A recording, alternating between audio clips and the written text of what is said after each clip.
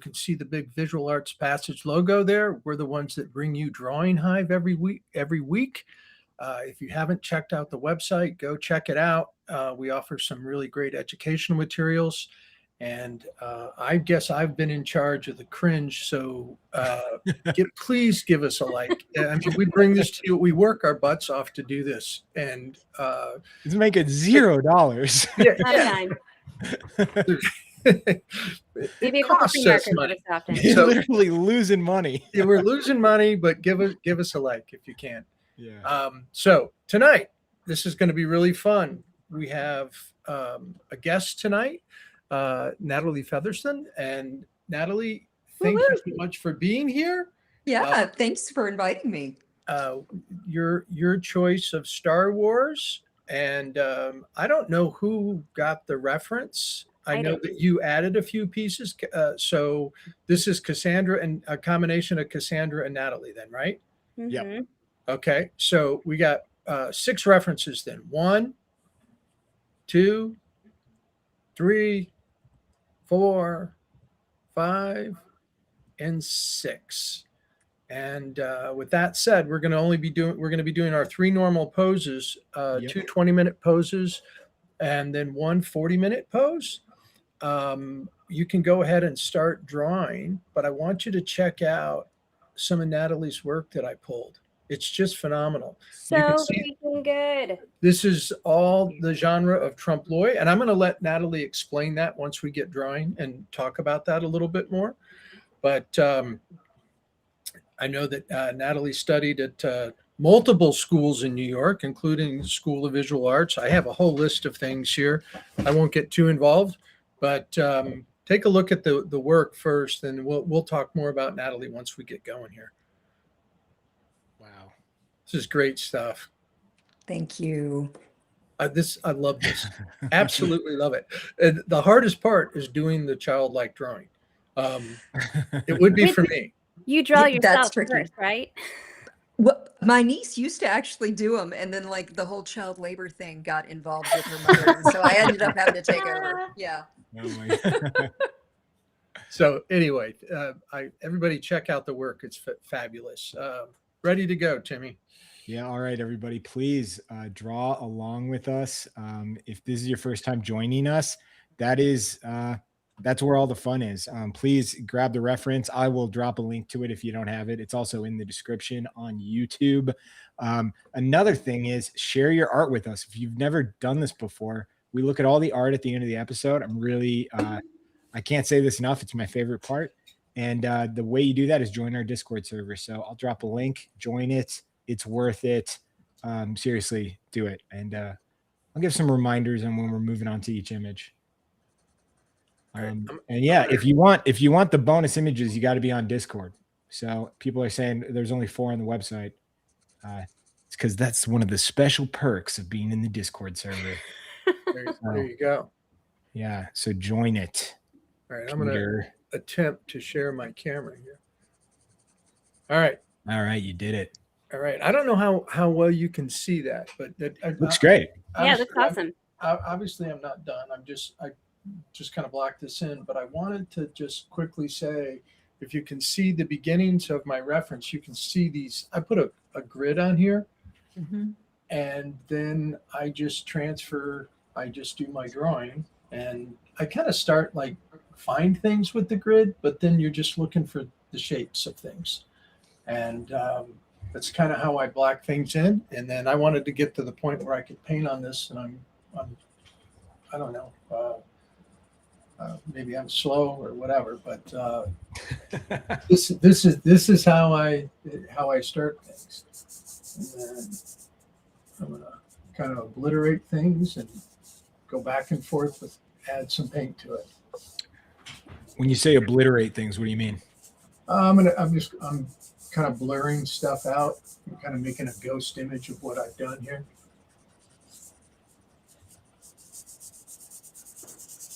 So, Natalie, yeah. What made you choose Star Wars? You know what? I'm a huge fan of Star Wars, and I don't do a lot of sketching. And to be honest, this is completely selfish, but I just wanted to do a drawing of Princess Leia. I love it. I know, it's very selfishly motivated. Yeah, I just thought that would be really fun to do, and maybe hang up in my studio with like, I don't know. I find the whole character very inspirational, and kind of went online and I found this sort of black and white Barg looking cast drawing kind of deals, and I was like, that just looks fun to draw. So yeah. Yeah. When did you become a huge fan? I remember when the movies came out when I was a kid, and it's just kind of the whole culture, and just, I don't know, it's like, I know it sounds silly, but The Mandalorian has really sort of like reinvigorated my interest in like the whole franchise. And it's like I was watching like Rebels after that, and like, just kind of, I don't know, it just kind of got me kind of involved in it again, where, I hadn't been for a while. So, and just did like the episode 1 and did that not pull you in, like say the kind of the new era of I love like, all the especially like even like with all the Mandalorian spinoffs, where it's like, oh no, we have like Tano, and we have Boba Fett, and we have like all this stuff, and it's like, you just kind of look at the character arcs and what they've done with like these, small things in the movies that they've ended up spending, like just creating all this narrative around, is just, it's really inspiring to me. And I don't draw a lot in my day-to-day life. So I was like, this could be fun, like a black and white drawing that looks kind of like a cast drawing. Maybe I could handle that. So yeah. John, the squeak is happening. Oh, good. It's And still yeah, as bad as what it was. Yeah, I know. Fan favorite. I'm not telling you because it's a problem. I'm just letting you know so you're not flagrant with it. Okay. Because I before I was like, oh my God, it sounds amazing. Now I'm like, oh no. That's fun. So did you see it in theaters? Did you see Star Wars in theaters, or were you too young for that to have happened? Oh no, I'm very old. Yeah. Oh, I don't know. No, I did. Yeah. And I read the books when they were books, they were like screenplays, I think. Really? Oh yeah, it was everything. Yeah. And I remember like there was this one, oh my God, it was one of the covers on one of those like pulp covers was Cloud City, with like Luke hanging off the very bottom of that. And I just remember the whole Cloud City thing with like, it was this beautiful like illustration of all these clouds. And oh my God, I just remember seeing that when I was little and thinking how incredibly beautiful that was. Right. Yeah, I don't know. I know exactly what you're talking about too, that image. Yeah, right. It's like weird things that I remember from my childhood. I'm like, and I mean, you'd think like I would have been like, yes, and I'm going to be a landscape painter now. But yeah, I just really loved that when I was little. So. Does Princess Leia get the blaster in A New Hope? Yeah, she has it in the first one. Cool. Yeah, I think so. Yeah. I wasn't sure. I haven't seen them for so long. And I was kind of curious about like how that character arc worked, Yeah, I mean, she starts out badass. She's always badass. Yeah. Yeah. Great. I'm not challenging it. No. It's just like statement. Yeah, no, it's interesting. It's fun. I mean, it's fun. I mean, I bet that was probably really exciting, especially like 1977. Yeah, You know? that she's not automatically a damsel. Yeah, and I'm not saying that like that didn't happen before then. I personally wouldn't be able to come up with one before then. I'm sure that there were, but I don't know that there would be one like as big or as mainstream. If that makes sense. Mm-hmm. Does that check out? I'm sure somebody in the chat could come up with one, but I don't know. Sounds exciting and new. Especially in the world of like fantasy and sci-fi. Yeah. Yeah. Cassandra, what have you been well, here's a good start. Featherston, what are you working with tonight? Oh, what materials? It's stuff that I pulled out of my closet that I haven't seen since the last time I came on and sketched with you guys. It's anything that was black or white and soft and looks like charcoal. So I got everything, and it's just kind of sitting here next to me, and we'll see what happens. So, yeah. That's great. Cassandra, it looks like you're with Grabby markers. Yep. All right. John, how about you? New pastels? New pastels for a while, then I'm going to go to oil and wax in just a few minutes. Yeah. Oh, really? Nice. I love that combination when you do that, John. It's so cool. So Cassandra, you picked the reference that ended up on the site.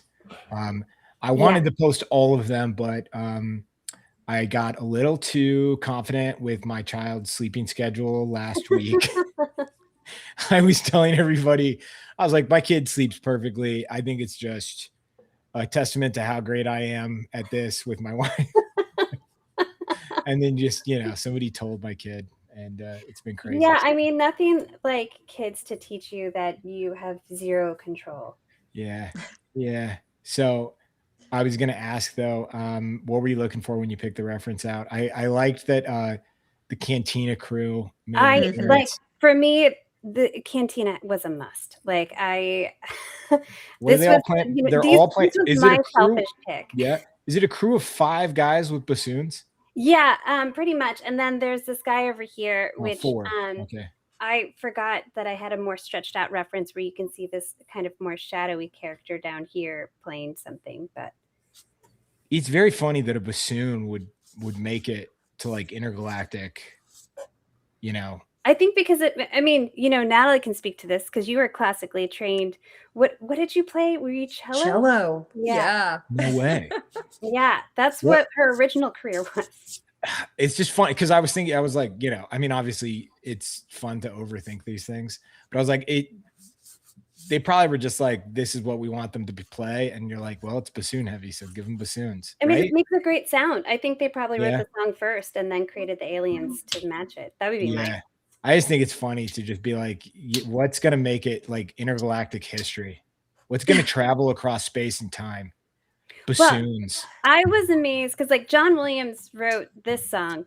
This is where I'm going to geek out for y'all. Okay. So, you're welcome. Yeah, I know nothing. So I will enrage people if I talk. John Williams is the composer of Star Wars. Like this is, known.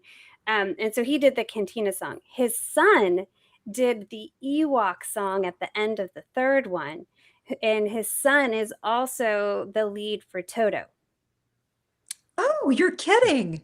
I didn't know that. Yeah, so that's my fun fact for y'all. That's a fun fact. You'll have to tell the audience Toto is a band. I mean, come on. Yes, Toto. Not a little Norwich Terrier from The Wizard of Oz. Yeah. Right. But if you know, you know. What is that song? The Rains of Africa? Yeah. Yep. Okay. Yes. I got it. I passed the test. Good job, Timmy. That song is like such a great earworm. Google it. It's a great song. I also loved, Weezer covered it a few years back and just did like a cover band cover of it. Wow. Have you ever heard that? Like they didn't try to make it their own thing. They just did a Weezer cover of Rains in Africa or whatever. That's pretty cool. Talk too long. I saw this great video of a guy who took like a sweet potato and carved it and then played that song on the sweet potato. And I just loved it so much that they're like, I can make this into like a flute. That's impressive. So Natalie, you started drawing at oh my God, you said you walked into the classes at the Art Students League. Yeah. I've kind of walked out of my master's degree program at Manhattan School of Music and decided I was going to go take some art classes because I'd never really gotten to do that as a kid and it sounded fun. And of course, I didn't know how to draw. I didn't have a portfolio. I wasn't going to art school. So like the Art Students League would let anybody in. So I took classes there and I really loved it and went to School of Visual Arts and I did like continuing ed at night, like their adult classes and, just kind of it's snowballed from there. But yeah. Did you like were you in the fine arts program at the School of Visual Arts? I mean, would you study painting or what? Oh, no. I was just like a like adult education, like at night. Oh, okay. Yeah, no, I have no degree. I have absolutely no piece of paper that says I should get to do this for a living at all. So yeah. Which says how much work you've poured into it to be where you are, what you're doing. Well, it's, I figured out pretty early on that I really liked realism, and that I wanted sort of an academic training. Like that really appealed to me, probably because I'd been a cellist. And so, I kind of went the atelier route rather than like actual school. So yeah, I just kind of studied with lots of different people in New York, and that seemed to work out for me, So yeah, I like that. That was good for me rather than going back into like a degree program. I studied with a painter from the Art Students League by the name of Daniel Green. Oh yeah. Oh my gosh. Of course. He's like an Yeah. icon. Yeah, he lived in the town just very close to where I grew up, and he taught summer classes in his barn. Oh And wow. that was my first ever art classes. And the guy was pretty amazing. Well, that's kind of amazing for him to be your first like art class teacher kidding. experience. Yeah. I was lucky that way. Yeah. I was around lots of successful artists as a child. Yeah. I have seen his work in person. He's an amazing painter. Yeah, I tell you what was amazing. He would do a demo every day, and did these demos, and he had this very specific way of like the way he set up his palette. Everything was color direct. He did no mixing on his canvas. And so his palette looked like a box of pastels. He mixed out his colors that way. Uh-huh. And then he would just take a brush, hit the color, and then slap it straight onto the canvas, and wouldn't blend on the canvas at all. And it was really amazing watching him do it. I learned a lot from the guy. That's that's a little like I was trained using Munsell, which kind of, where it's like everything is like it's a closed palette where everything is mixed out ahead of time. But and it's like, and I have to work really hard not to put the paint down and then pet it and play with it, and you know what I mean? Just like put the paint down and let it be there instead of like trying to massage it, and you know what I'm talking about, where it's just like, and then it like turns into a huge not mess. mush it around. Yeah, exactly. Like I'll make it better. I'll soften it and mush it around. So yeah, that's an instinctual thing that I really have to try to work on. Well, explain to the group what Trompe L'oeil is, and then how you got interested in it. Yeah, Trompe L'oeil is a French term for fool the eye, but it is not French. Like I love to kind of tell this story a little bit. The origin story of Trompe L'oeil goes back to the 5th century BC in a painting competition between these two guys named Zeuxis and Pharesius. And they had a painting competition, and one guy showed up and he painted a bunch of grapes, and they were so realistic that like crows flew down and tried to pluck them off the canvas. And so he's like, well, clearly I have won the painting competition. And his buddy shows up with a painting and it's covered by a curtain, and he gets mad and he demands that they remove the curtain, and the guy doesn't pull the curtain off the painting. So he goes over to pull it off, and it turns out it is a painting of a curtain. So clearly his buddy won. And what I really love about that is that, like, if you look at a lot of the themes and tropes for Trompe L'oeil, you see a lot of grapes and curtains. I just finished a painting of a big blue curtain myself, so it's kind of cool that way. But it's actually a really old style of painting that's sort of designed to, they always say trick the viewer, fool the viewer, but I think Trompe L'oeil is really more about bending perception. Yeah. And that's what I like about it, right? Because as it turns out, like our little lizard brains love to be fooled. Like we love this just instinctively. So it's kind of neat when like people have this perception shift between what they think is real and what they think is painted. So that's kind of what I strive for in my work. You know, if it's done well, I kind of hope that it suspends the viewer a little bit. So yeah, that's kind of what Trompe L'oeil is all about. When did do you it very well. when did you pivot towards like that was your focus? Because you know you're starting out, you're learning, you know, almost atelier style. Like what made Yeah, you just be like, all right, this is it? yeah, I was painting a lot of fruit and flowers because that's my last teacher was Michael Aviano, that I did a 6-year apprenticeship with him. And so, you know, I was emulating Michael, and he was just a beautiful painter and loved Rembrandt and lots of flowers. He was an amazing floral painter. So I was sort of emulating him, and you know, I kind of got out on my own. You know, it's like I finished studying with him and was just kind of at home painting, and I found this sign that had a lot of profanity on it. It was an eye chart, and Mhm. if you it like the first letter was a B, and then UL, and then SH, and then IT, and like it just spells out bullshit, but it's an eye chart, so it gets smaller and smaller and smaller. At the bottom it says, if you can read this, you're too damn close. And I thought, that is maybe the funniest thing I've ever seen. So I put a pair of those eyeball glasses on the springs that bounce. So eye chart, eyeball glasses. I thought this was hilarious, and nobody was going to buy it.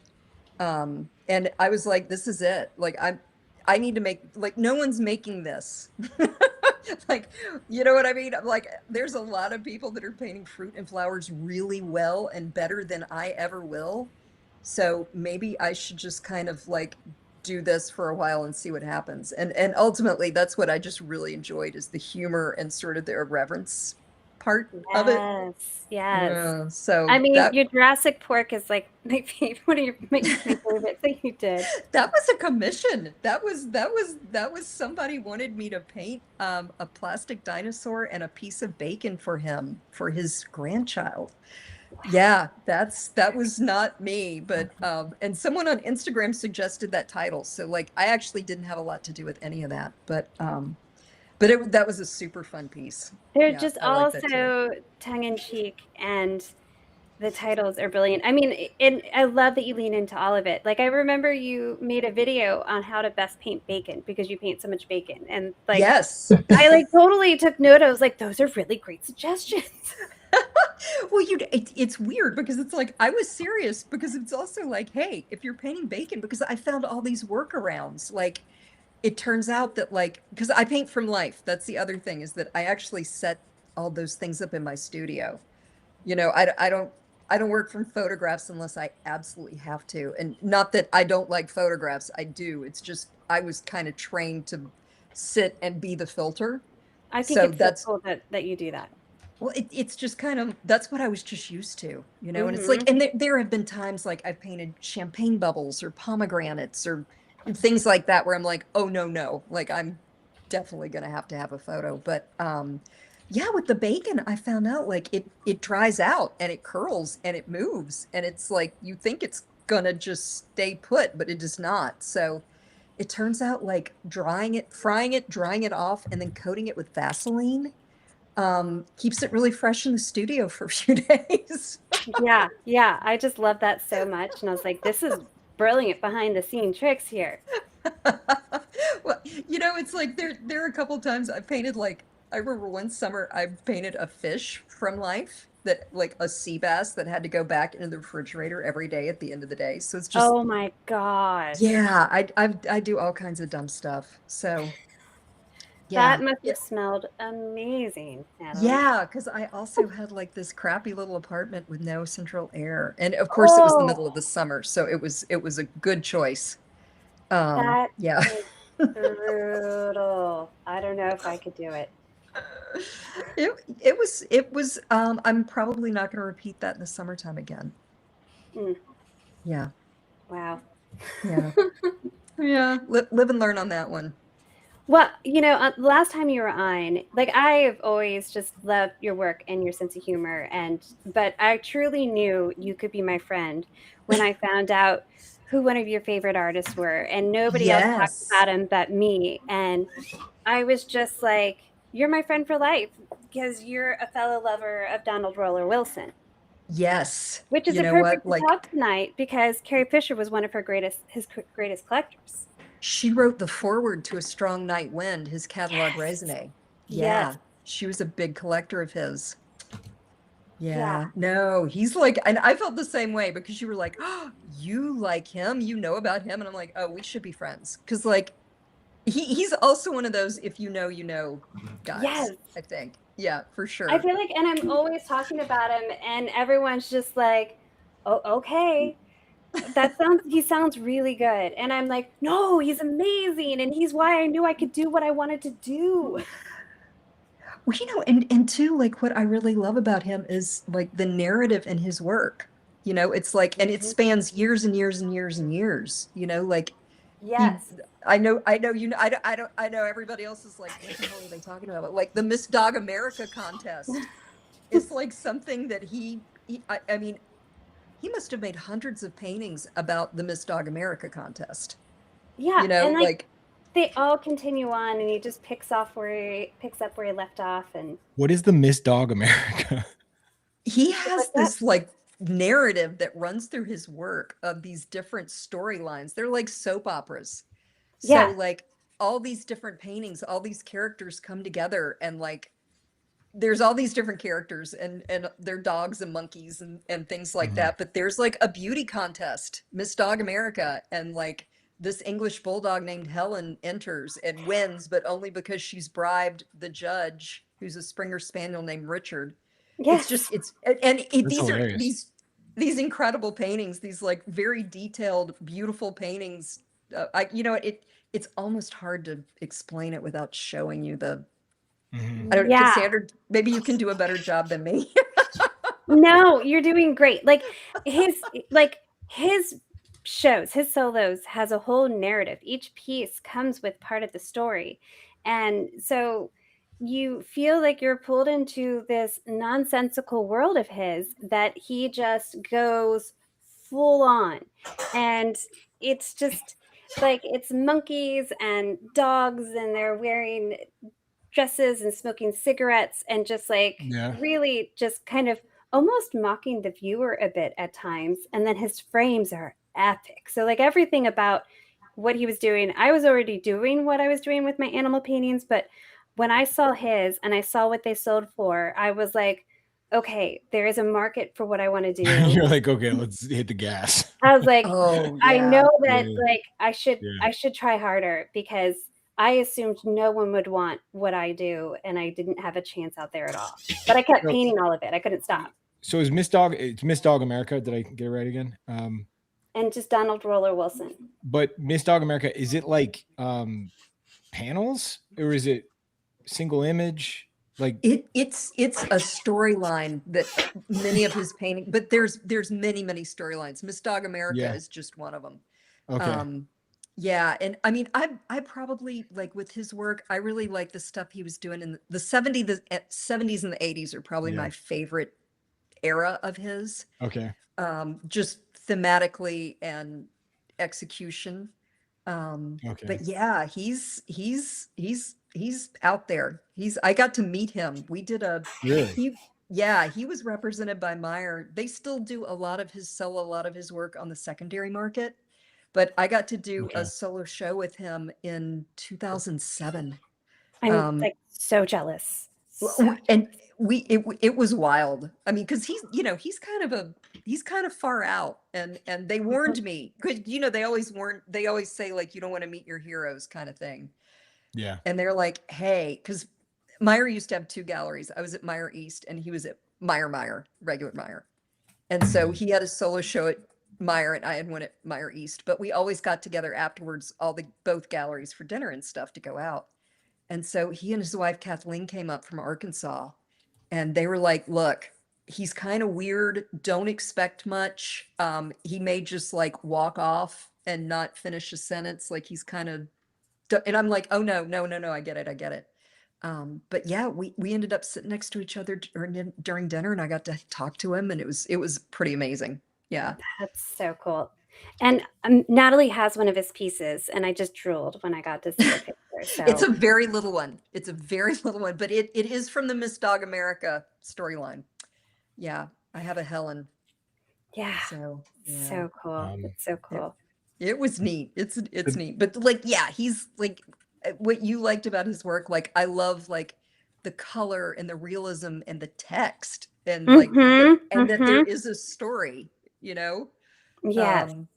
All that stuff. And it's the same things that I love about your work. You know, it's like I definitely see like it's easy to see why you love him, you know? It's just like, yeah, I think he's really something.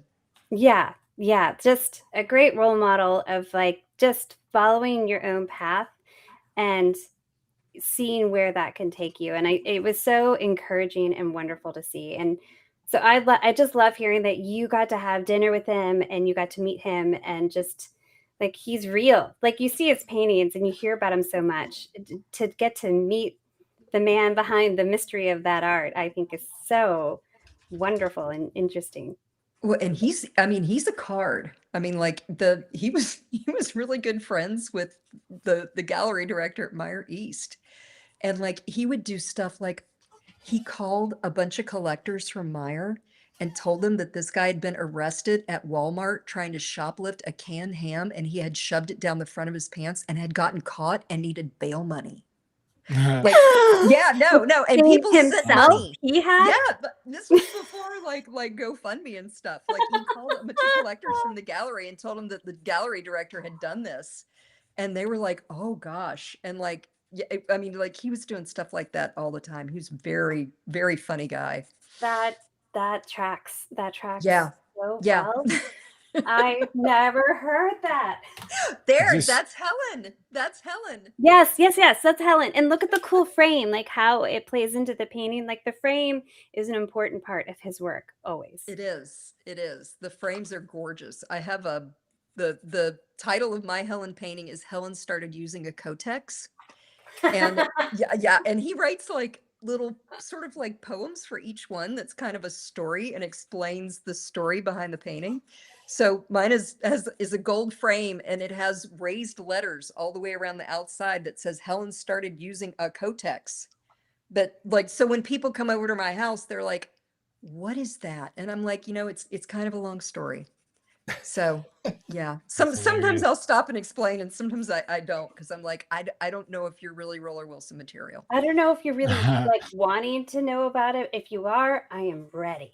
Yeah, if you're ready, like come sit down in the living room, because I've got about 8 books on Roller Wilson, and I'll just get you like I'll get you a drink and you can just start looking through them. So like it's just a delight to sit down with his books and read about him, and and just go for the ride.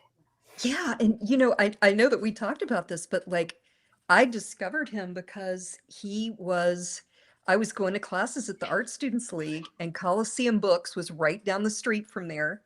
And I would go in and go through the bargain book section, like the ones that they're going to get rid of. And I don't know if you've seen the Peter Frank book. It's one of my favorites, but it was paperback, and it was in the bargain book bin. And I'd never seen it. I was like, what is this? I'm like, oh my God. You know, it's like, I'd never seen anything like that. It changed my life. It really did. Do you know where I found out about him first?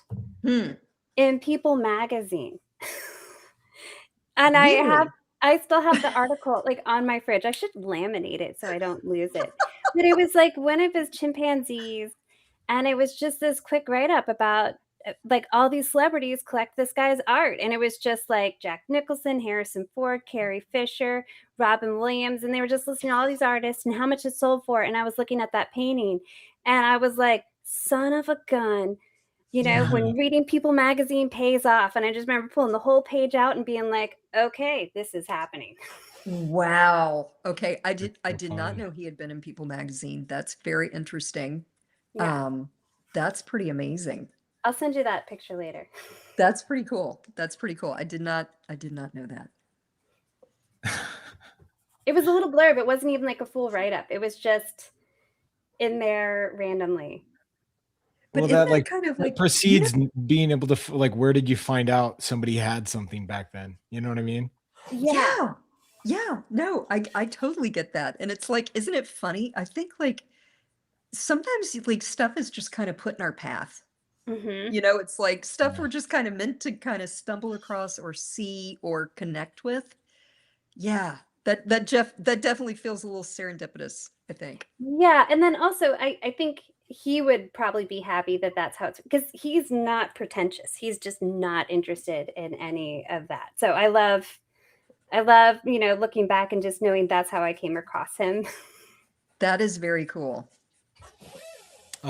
Everybody, we are moving on to the second image. So if you're new to drawing with us or you're drawing along, please share your work with us on Discord. We're going to check out all the art at the end of the episode. Move on to the second image. You got a lot of images to choose from, especially if you're in the Discord community. You got 6 images there. So please post your work, especially you, Dale. You're tuning into the chat like a weirdo. Dale, why aren't you on here? I have no idea why you're in the chat. Dale, you have to post whatever you're working on. We don't care if there's an NDA. Share it to the Discord. Everybody, nobody be a rat. Just keep it to ourselves. Yeah, John, we're gonna have to get you some WD-40. It got bad. I'll mute. Hey, I'll go ahead and mute because when I start painting, I'm going to move around a lot. Okay. Yeah, it's not. Yeah, do your thing. Yeah. No, that frame, the quilted frame was crazy. Oh, all of the frames are completely different. He had a whole nother one just made with a bunch of paintbrushes. Mm-hmm. Yeah. Mm-hmm. The frames are really kind of part of the art. And well, and I'll tell you something that I found irresistible, and my gallery told me I couldn't do it. I love a really schmucky show title. It's like my favorite thing is like a really bad show title. And he puts stickers on the back of the paintings that says, remember, they only look hand painted. And because like it actually gets a rise out of some collectors because they think they bought like a print or a giclée or something. And it's I find very funny. And I was like, oh, I really want to do a show and call it that. And they're like, yeah, no. Oh my you can't do gosh, that. you should because it's even funnier with Trompe L'oeil. I know. I'm going to keep working on them. I'm like, what if I just change the wording a little bit? And they're like, I don't know. I don't think you'd find that funny. So yeah, I don't know. I'm working on it. I can see it. I celebrate it. Natalie, have you ever done any sort of like trickery with your skill, kind of a roadrunner situation? Because it just seems primed for that. Does that make sense? Wait, I'm sorry. Just kind of like the fake wall that the roadrunner, Yeah, like the the coyote art runs into. Yeah, to go into the tunnel. because it's trippy to me. Because sometimes I don't know where the art ends. Have I done that or? No, I don't know. It's not really a good question. I guess the question is like, how have you used your art like in the paint itself are kind of trickery, but has there been any other instances that outside of fine arts that you've kind of used it tongue in cheek? No, I'd have to think about that. I mean, I used to work as a decorative painter for the whole time I was in school. And I did a lot of like things on job sites with like adding little insects and stuff like that, like up in the corners of the wall or things like that. But yeah, I don't know. No, I've never painted like you have an amazing skill for pretty good pranks. Yeah, like when your partner's not looking, painting a cockroach somewhere like on the wall and just seeing how long it takes them to notice. Oh my God, you could just go into restaurants, paint cockroaches anywhere you want. Like in the bathroom, like it would take them forever to see it. You could do that. I had not thought of using my powers for evil, but that's not a bad idea. I'm glad we could inspire this. You just don't need to source this, but we're here for it. Yeah. No better episode than the Star Wars episode to convince you to start doing terrible things. Yes. Yeah, I don't need a lot of encouragement, but that sounds fun. Yeah. What do you think drew you to realism? Like what aspects of that? Yeah, you know what? I think it was probably because like I had this background in classical music. It's kind of like the whole like if I been a jazz musician, I probably would have been drawn in a different direction. Probably just the order and Mhm. organization. I think like we're just maybe kind of wired a certain way for stuff. Like I always liked realism. Like even before I was a painter. You know, like if I went to the museum, I really loved like the Dutch still life stuff. Like that just was really beautiful to me. And I didn't care anything about like the Impressionists. I was like, oh, I don't care about that. Like, yeah, but those dead birds over there, I'm there for the dead birds. So Yeah. yeah, I don't know. Yeah, I'm not sure why, but probably that. Probably just having sort of an ordered background kind of thing is my guess. I like it. When I mean, did it, don't get me like, wrong. I yeah. love abstract art. It's No, just no, like no, I no, don't, no. Of it's course, not of course. But it's there's not things that something. you can't resist. Well, it's like I think I like making the thing look like the thing. Like to me, Mhm. that's just really satisfying. Like even just on a really basic level, that's satisfying to me. Like capturing texture or making it look really realistic. Um, that's just, I mean, it's not the end goal, but it's something that I like. You know, I Well, feel like, yes, like I have done something. I have achieved a small goal because it looks like the thing I was trying to create, right? Mhm. Yeah, so I think it's probably that.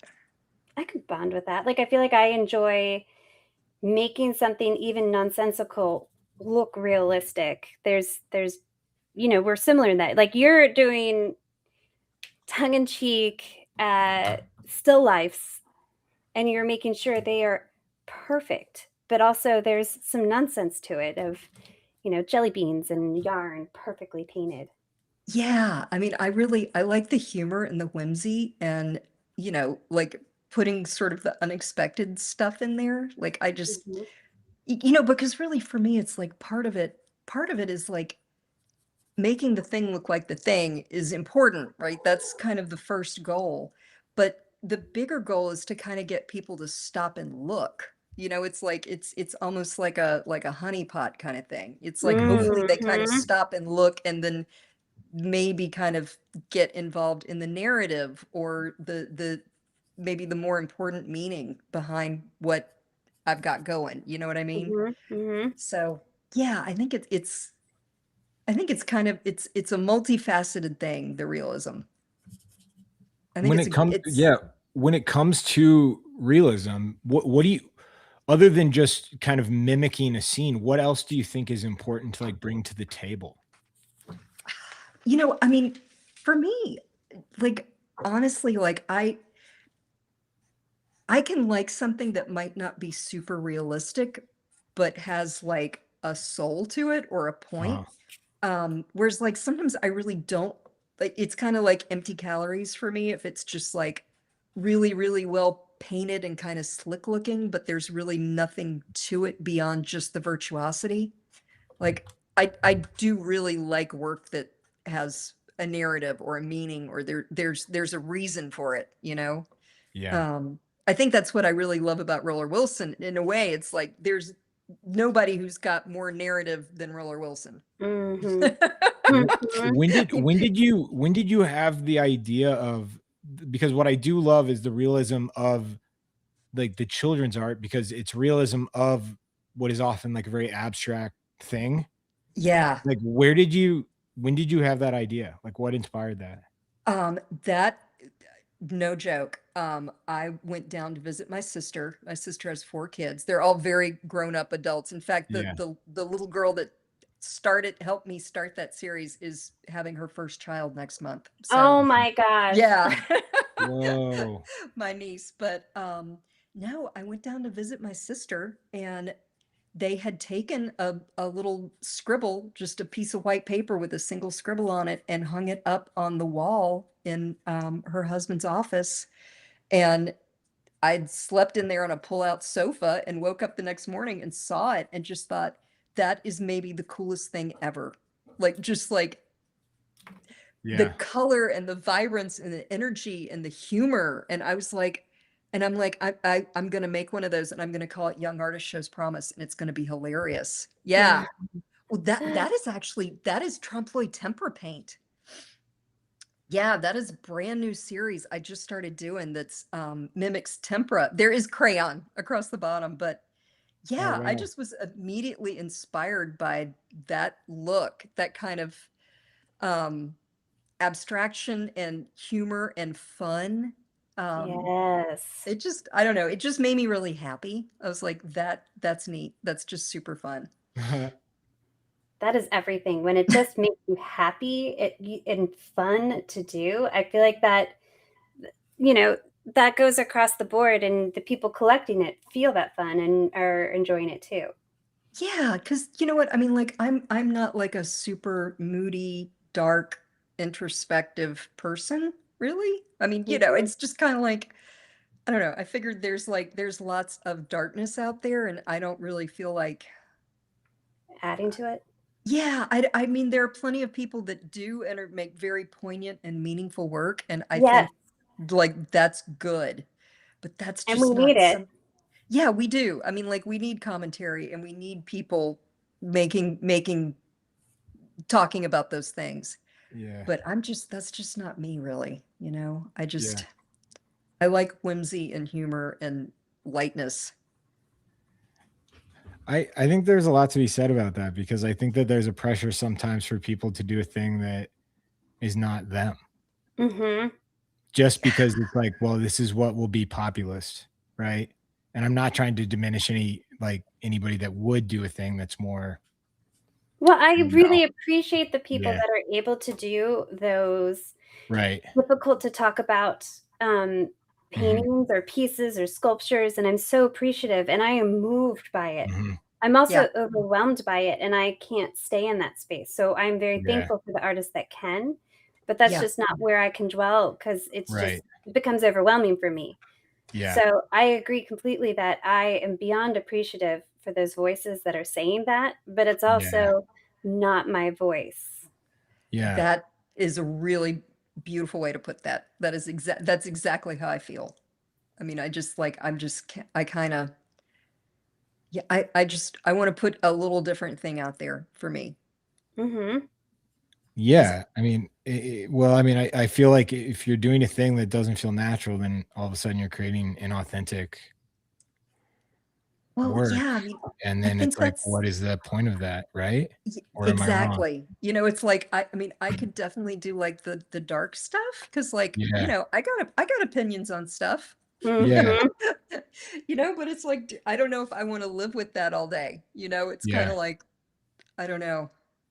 Yeah. It's tough. It's tough Yeah. too. I mean, Yeah. I think, uh you know, I, I mean, I, I I've would, I guess the question would be is like, what is the motivation? And it's like, if you don't want to do it and, and you don't find, fulfillment doing it, say, then it's like, are you doing it? Not you, but like hypothetically, is the person doing it? Like, why is the person doing it? Right. They don't want to it, do it. And my thought is they're doing it because it's going to get a reaction. Does that make sense? yeah, exactly. Like, Yeah. are you doing this for like shock value and to be edgy, Yeah. or is like Right. I don't know. I mean, Yeah. like, I In just, so I edit a lot for comedians and I do it kind of like as a hobby and I've gotten to work and know a lot of them. And in that industry is called clapter, which mm, is it's the idea of like winning over an audience, but not with like an authentic set, but just winning them over because you're saying what they like want to hear. Oh, I've never heard of oh, clapter. Clapter, yeah. Some of the most popular comedians have really uh used that as a tool to have successful careers. And I think that it's not necessarily that you're a political comedian or that you're a comedian that has a really strong point of view. It's that your point of view or what you're saying doesn't really come across as authentic. It comes across as you know what will get the room excited, right? right, right. It's And like baiting yeah. them. Yeah, it's like baiting them and it doesn't feel very like my favorite comedians are very acrobatic in that you're like, "Wow, how did they land that?" Because Hmm. because if you told me you have to get away with saying this in front of, 200 people and and them not all be mad at you, right? Or get them to find the humor in it. There's a lot of sets that I know that I see in rooms where I'm like, there's no way you could ever do that if they gave it to you on paper, right? And Wow. and I've been around comedians that have said like, hey, I bet you can't pull this off, Oh you know? gosh. Oh, I didn't. This is And like the dark and side. well, no, it's not Yeah. necessarily dark. It's just like it's just that goes into, I think, the acrobatic part of it, which could be different because I'm not talking about like edgelord comedy where you just try to say an offensive thing to say an offensive thing. Yeah. I don't necessarily like find like I don't like adore that type of comedy, but I do see, like, I noticed this idea of clapter like in a lot of art spaces. Not to be like negative about the arts, it's one of those things where I think anybody is like drawn to it because the idea is that it's the easier path towards success Mm, or positive reaction, if that makes sense.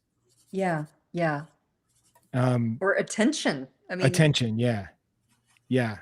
Which, naturally social media, I think, like with your art, like you probably know what you can post that's going to get more reactions, right? right.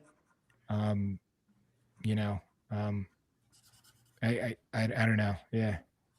That's Um, interesting. yeah. Hmm. That's something to think about. Hey, something to chew on, everybody. Yeah. Ooh, I don't it's know. got heavy. I'm waiting I for the thought we more were you know just- rainbow to appear. What's that? I'm waiting for the more you know rainbow to appear. Oh, I don't know. I mean, I don't want to be, it's some, in a way it sounds very like pessimistic and I don't mean it that way. It's just like it makes me appreciate artists that like are more like stuck in their ways of like, I love an artist that does the thing that they believe in, even if it's not popular. Mm-hmm. Right. Well, I think at the end of the day, that's kind of all you can do. I mean, I think trying to make stuff that just doesn't jive with who you are is really unfulfilling. And I Mhm. mean, I would just as soon have an office job. Yeah. You know what I mean? Than have Yeah. to make stuff or paint stuff that like, I think Yeah. that would be horrible. I really do. Yeah. Because like I think the worst thing would be to become a successful artist for art that you hate doing because Yeah. Yeah. you are spending so much time creating a piece that if you're working on something that you despise creating, those are some long days and it's Yeah. not an easy job. And money is nowhere assured. So like to do Yeah. something you don't enjoy. Ugh. Yeah. I would imagine the trap that many artists face, kind of whatever their medium is that it's kind of like, like wealth can't buy you happiness. And it's like popularity won't make you happy either.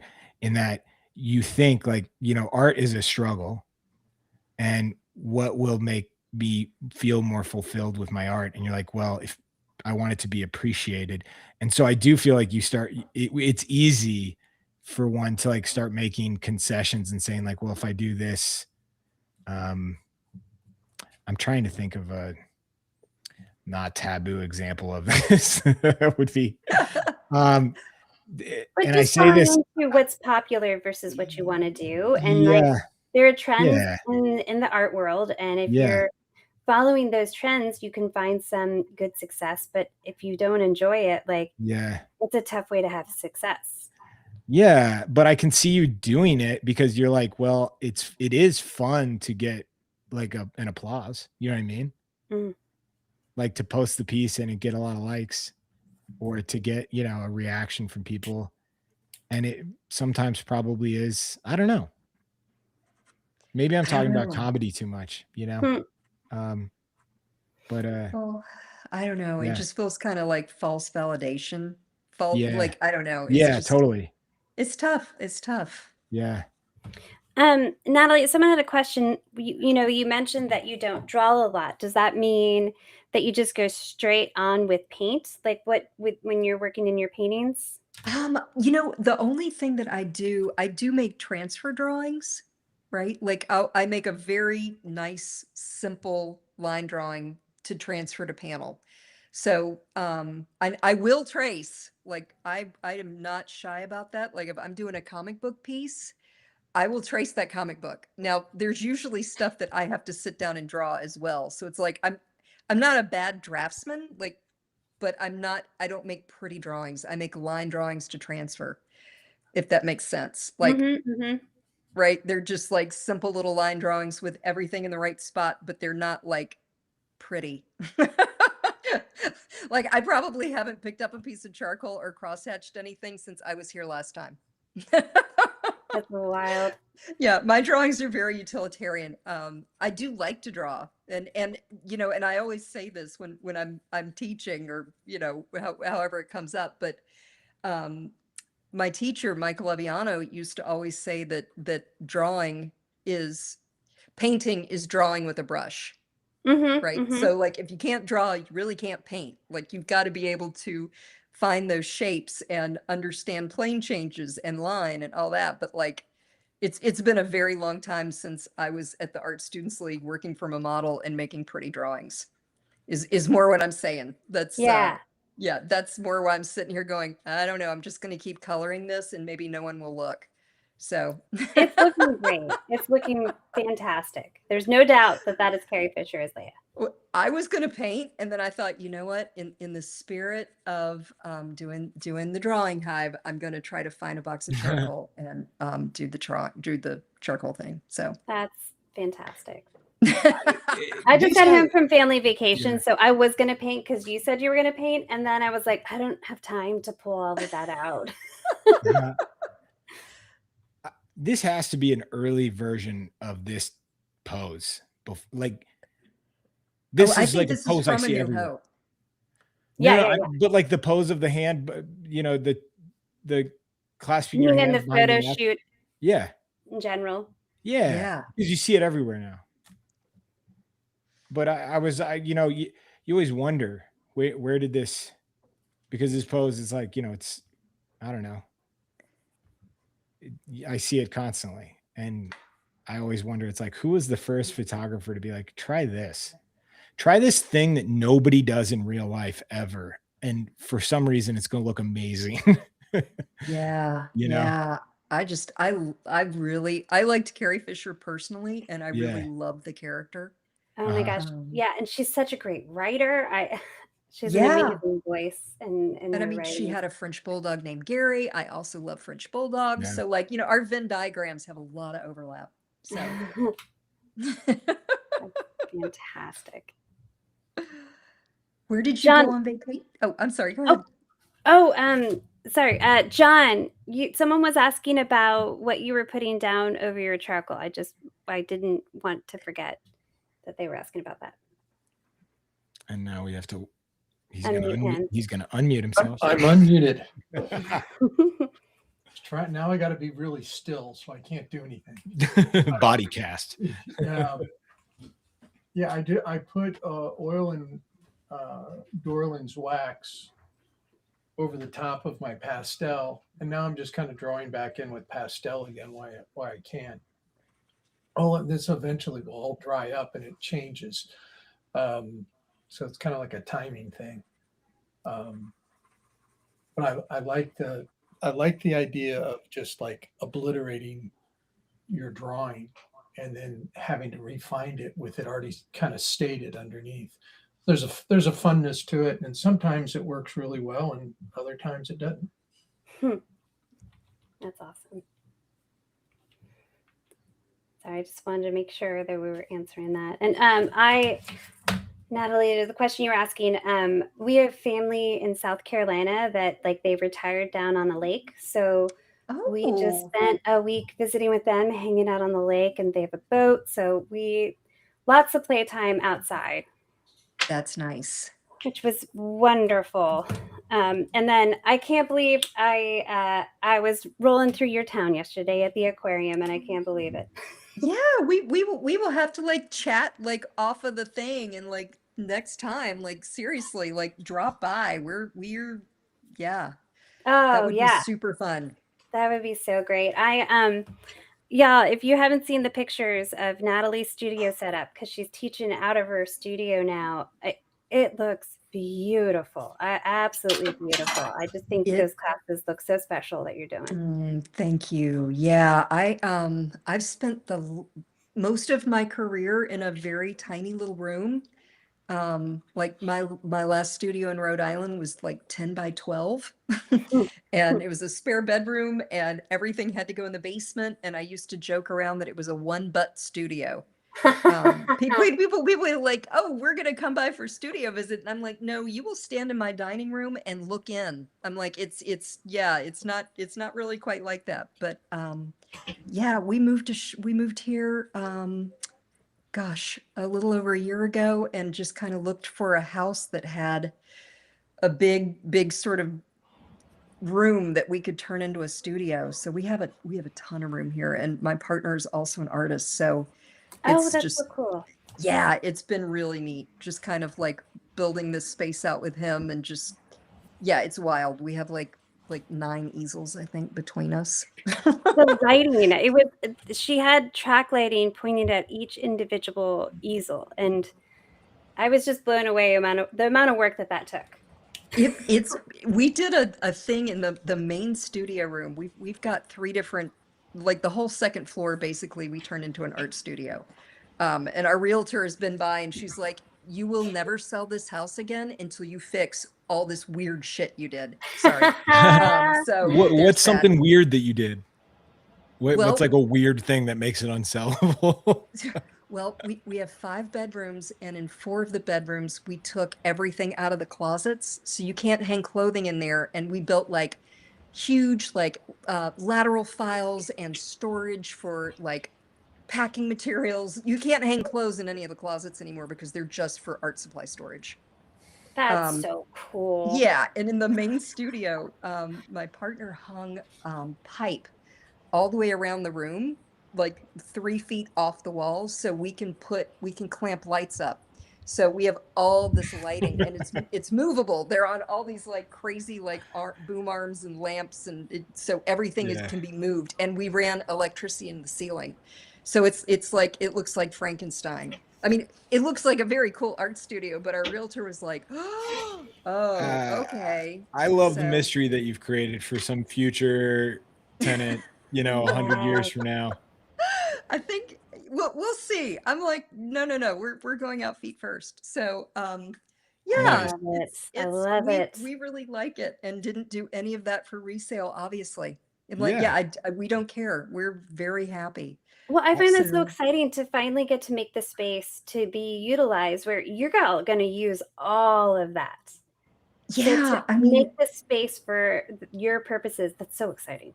It's really nice. And like, it's just, I feel but I mean, do not get me wrong. Like I wake up every morning and I'm like, I am so lucky and so grateful and feel so spoiled like a lot of the time. So yeah, it's pretty neat. It's pretty neat. Okay, just a reminder, everybody, we're moving on to the third and final image. We are running on schedule tonight.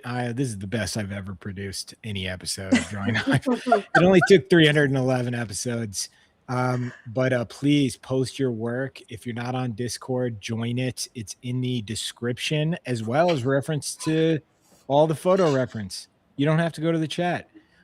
So this is a reminder for Dale. You got to post whatever you're working on. Yeah, Dale. We do not care if there's an NDA. No one in Drawing Hive is going to snitch. Just share it. You have to share it. If you ever want to be back on the panel, no, please, everybody share your work. I want to see it at the end of the episode.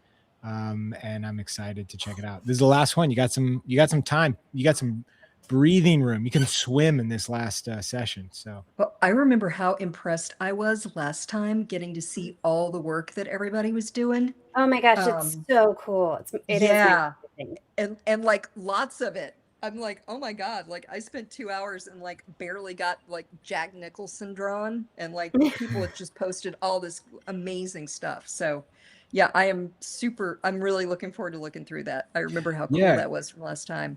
I'm excited we've been doing more guests, and I really, have been blown away by how many more people, especially since we're on YouTube, are like sharing work, especially on, even though we don't share Instagram anymore, they're sharing it on Instagram. And I'm like, we got to activate this hive to pressure people we don't know to come on like as guests. Well, because I think it continues to bring about more creativity and excitement and feel just fun drawing, and we all need that. Yeah. Well, you know, and like I get so caught up in my own thing, you know, and it's like I don't take time to sit and draw and have fun and like just draw because I like drawing. You know what I mean? It's like Yes.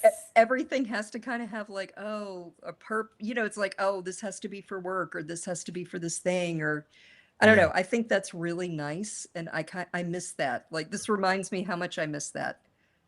It's like the thing that has me back every week, where I can say, I want to pick out reference because I need to like draw these alien musicians, and I kept And look how thinking about beautiful that is. All the color in that. Oh my God, that's gorgeous. And Hopefully hard. Like you picked the hard one. I picked the thing that looks like a cast drawing.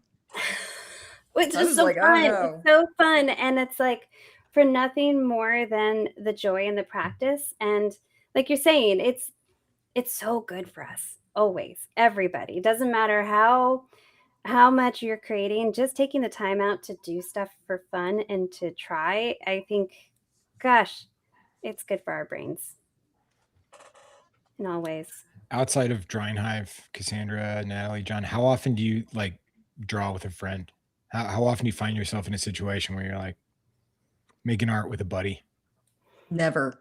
I Really? never get to do that. Yeah, it's really sad. I wish that wasn't the answer. Dang, Natalie, you can come on anytime. Yeah, Any Natalie, Thursday. seriously, every week. Any Thursday. That was such a sad answer. I know. I'm sorry. I should have lied. Oh, no, but it's like we'll hold you accountable. Like I have a local community I meet up with. You're like, you sound like maybe we need to do an intervention. Yeah, no. Anytime. No, I think that that's true for a lot of people, you know, like unless you have the benefit of being in, you know, a certain town that happens to have it. And then not only does the town have to have it, you have to like someday that week have the guts and the discipline to be like, I'm going to go meet up with a, you know, like when it's like a drawing meetup or something, you gotta have the guts to go meet with a bunch of strangers potentially. And I don't know, that's stressful. Well, I like to do like art classes that aren't related to the art I'm doing. So like just, I don't know, 2 or 3 weeks ago, I did a weekend woodworking class with a friend, and we had a great time. And it was just like, let's learn about all these saws. That was the whole point of the class. We made a really fancy box, and I learned how to use, like, I mean, I knew the basics, but I never felt proficient on a table saw and a miter saw.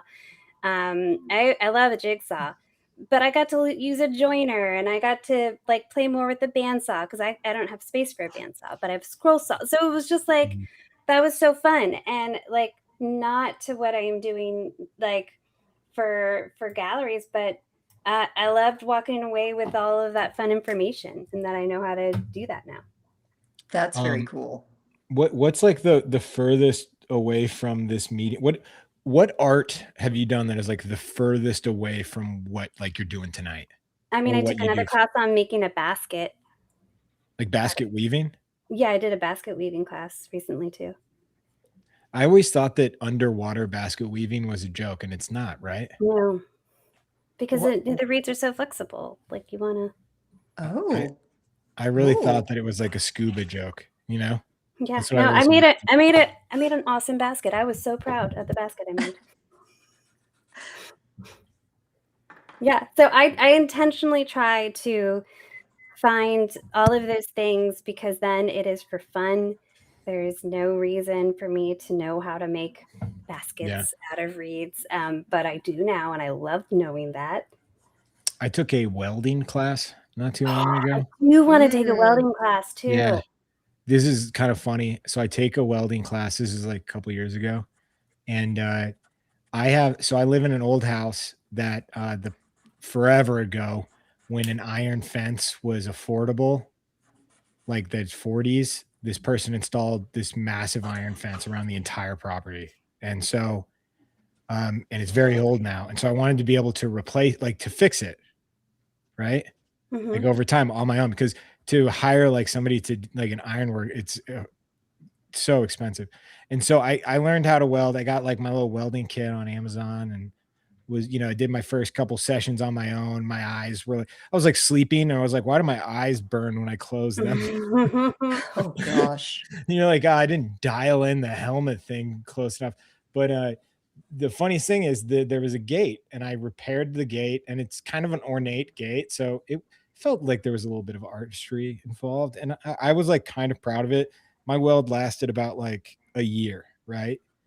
And my wife was like, please hire somebody to do it the right way. So like when I'm going to work, I don't have to like get like trapped in our yard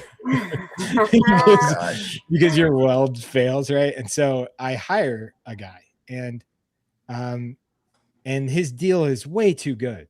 It's like to get anybody, like to get somebody to weld to show up, like $400 like to start, and his was like 100. And so you're like, okay, yeah, I'm getting too good of a deal. And I loved it. This is like right up my alley and type of. I'm expecting a middle-aged man to show up, and this welding truck, so this truck that's like geared out, pulls up, and two like 16-year-old girls with braces hop out of it. What? That's amazing. Yeah. And I was like, you are not the person I spoke to, and they're like, that was our dad. And I was like, oh, that's cool. So you guys know how to weld? And they were like, yeah. And I go, okay, cool. That's like kind of that's the minimum question to ask, right? Yeah. Yeah. And they go, we're certified. And I kind of thought, sure. Right. But my favorite thing that like any handy person does when they go and like, so I show them the problem area, which is the problem area that I created. And the first thing this 16-year-old girl says is, who the hell did this for you? Which is like, it's the best. If I was a handyman, it would be all I would say is just, who did this? That is like the job you have to Who answer. hurt you, and why did you let them? And I was like, I don't know. It was this dumb guy I hired. It's totally lied. Just like, yeah, no, it was definitely not me 6 months ago. But yeah, so that was my foray into welding. It is a really fun thing to learn how to do, but it's it's incredibly hard. Timmy, Yeah. Oh, yeah. It looks hard. Timmy, you totally stole my thunder there. What was that? My answer was, I learned how to weld. Oh, wow. John, you weld too? Timmy has one of my works in his house. It's the nicest piece of furniture I have in my house. It's John, I want something you welded. That's so cool. It's a bench inspired by the benches at the MoMA, correct? Yeah. Oh, Yeah. Wow. Yeah. Timmy, more proof that you're a hipster. You got a Subway. I didn't ask for it. John from gave the it to me. 1970s, and then you have John weld you a bench in the style of the MoMA. Oh my gosh. John makes it sound like I requested it. It was a birthday present. That's so cool. That is so cool. It John. was an incredible gift, but John, can you confirm that I did not personally request? No, I welded that in like 2002, 2003. That is so cool, John. Yeah, it was pretty tremendous gift. I'm gonna need to see a picture. It's our prized possession in our house. It is the nicest furniture that I have in my house. I wouldn't go that far, Timmy, but John, I mean, it is. It's a nice bench. What I don't know what furniture in my house. John is always like humble and modest about it, and they'll be like, "Oh my gosh, look at this." Yeah. No, it's the nicest piece of furniture in my house. John, I don't know what you think is nicer than it. It's very nice welding because it's still together. If I had welded it, Timmy, you clearly didn't really listen to what I was saying. I missed it. It's not that nice, but it still might be the nicest piece of furniture in your house. No. It went right over my head. See what he did there? Yeah. Totally kidding. No, right over my head. Thank you, Cassandra. I'm still working on the soundboard for this new platform, so I would have done that, but I'm not a hipster. I stand by that. Because I think a hipster would like different things than I like. So, Cassandra, when's the last time you drew like with a group of people live? With a group of people live. Do my kids count? No. Okay, kids then don't I can't remember because I draw with my kids a lot. Well, I guess they can count, I guess. In just a couple I days. shouldn't say that. I used to draw with my dad. So. But like in a more formal environment of intentional like groups of people, live, that I can't remember. Okay, hypothetically, if we did a live Drawing Hive session, what city do you think we would have the best odds of having like? Because obviously it's a lot of people draw with us, but it's not big enough to like do, it's like tough to get in person. I'm thinking Richmond is our spot. Yes, that would be my please. answer. Yeah, that would be my answer. How many people? Man, Richmond or Sarasota? Come to Richmond. Come to Richmond. I think we should do Richmond. I'm thinking the next time I'm in New York, Cassandra, we should plan a Richmond. We need to find like a bar or something that would host it. That would be. Would that not be so much fun? Yes. Can you think of a spot? I will. Tell me when, and I will find the people. And then you know what? It might be. You know what it might be? It might be us doing a YouTube stream with like 12 people live, right? Mm-hmm. From a bar. I could guarantee you that a lot of people would show. You think we get more than 12? Oh God, yeah. Okay. I am not that far from Richmond. Yeah, Natalie, you have to come. I know you're not that far. We should do it live. I think that would be so much fun. Also, it'd be crazy because it'd be the first time I'm in person with you, Cassandra. It's crazy. That's exactly what I was thinking. Timmy, I've known you for, I don't know, I feel like 8 years now, and I've still never met you in I just person. know your hand. Yeah, I just know your hand. I see your hand so much, Cassandra, but if I walked past you in a crowd, there's a good chance I'd walk right by you. I know. When I Ray came to one of my shows because I was up in Buffalo, and when he walked in, and I was like, I almost ran at him because I was like, oh my gosh, like you in 3D, this is so crazy. Yeah. Yeah. SF, obviously SF would be great, but I can't. Just a hotel there is a nightmare. I'm so Timmy, sorry. You stay with me, my friend. No, I know. No. Somebody was saying San Francisco, and I'm like, I can't do Bay Area. I would love to because the Bay Area is well represented. It's yeah. And then I'll bring hats. That's how I'll do it. I swear I have the hat design. I'm going to share it in Discord, and then I'm going to tell everybody, like, I'm going to take orders. It's going to happen. We're doing it. I swear. It's just little baby Rosario has taken up too much of my time. So please submit your complaints to Rosario. New babies are the worst. Yeah, Rosario. He already has an email, rosario@drawinghive.com. Submit your complaints there. No, oh gosh, yeah. Just all the fun stuff right now. Yeah. No, I think we gotta find I think a bar is the way to go, but something. Oh yeah, when you're serious about this, I will find us. I am serious about this because I'll be in New York eventually, like in the next year, easily. I'll be there with the baby. The baby might have to attend Drawing Hive, Please bring the baby. Yeah. He's staying off the live stream. No baby on the internet. No Post internet baby. No baby on the internet. But yeah, I'm excited about this now. We got to do it. John, you got to come too, my friend. Oh, definitely. Yeah. How are you going to get your squeaky chair there, though? I will find him one. I will find him one.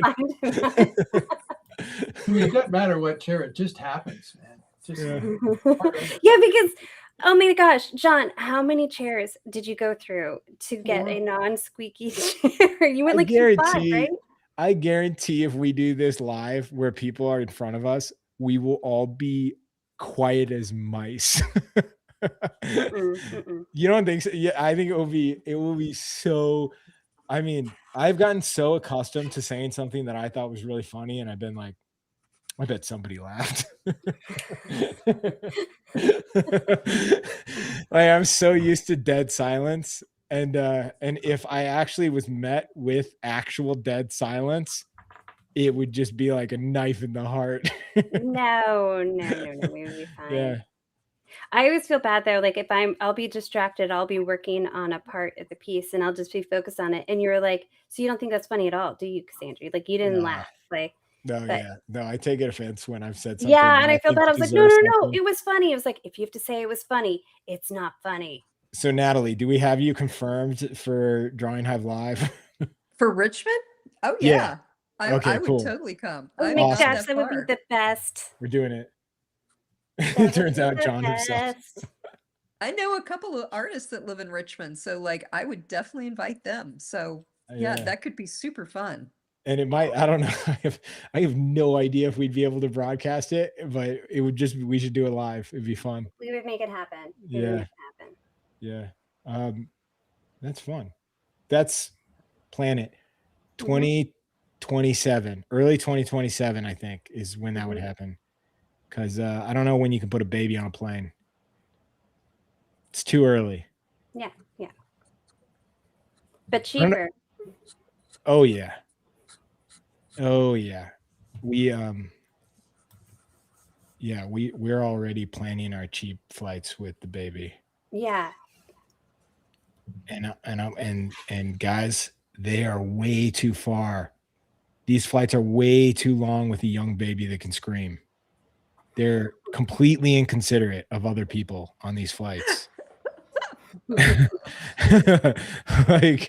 like crazy distances.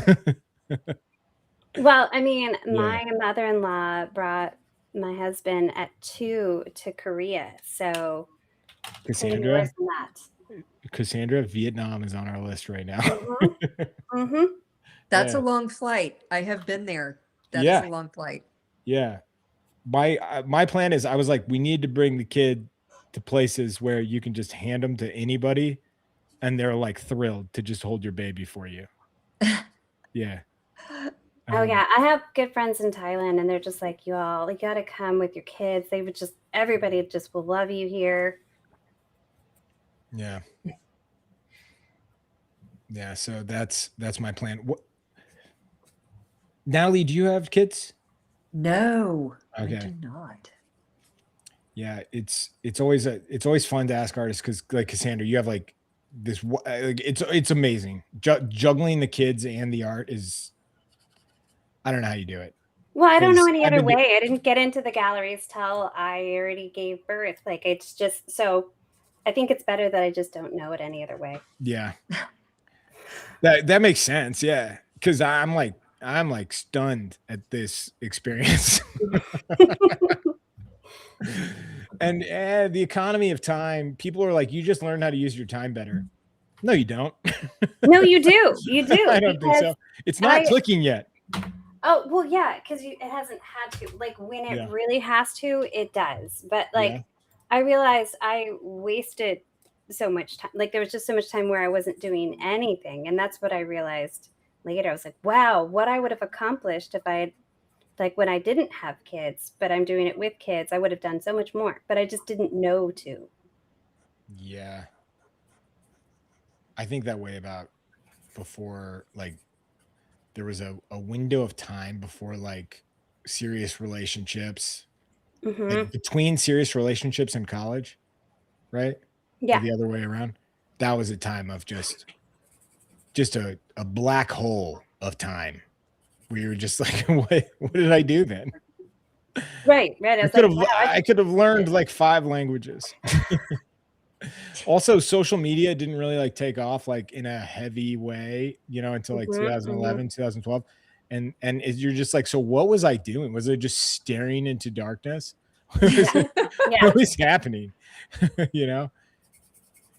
Do you guys feel like you're more economical with your time or more focused now, or do you feel less distracted or more distracted? Like what? I don't know. Oh, I've gotten to where like I have to put my phone in a drawer. Like I have just can't look at the phone. It's like if I pick it up to like turn something on or off, like I'm on Instagram, I'm checking email. It's like yeah, the phone has to be a brick for me Yeah. because I get very distracted by it. Yeah, not lying. I mean, Natalie, you have a lot of followers. Like, is that not like, is it just not like, I Well, mean, obviously you have notifications turned off, right? Like you have oh, to. oh God, yeah. Oh my It would just God, be insane. yeah. It would be insane, right? Well, I have all stuff turned off. Like I have my ringer Yeah. turned off. Like I just because Yeah. yeah, otherwise it would. Yeah.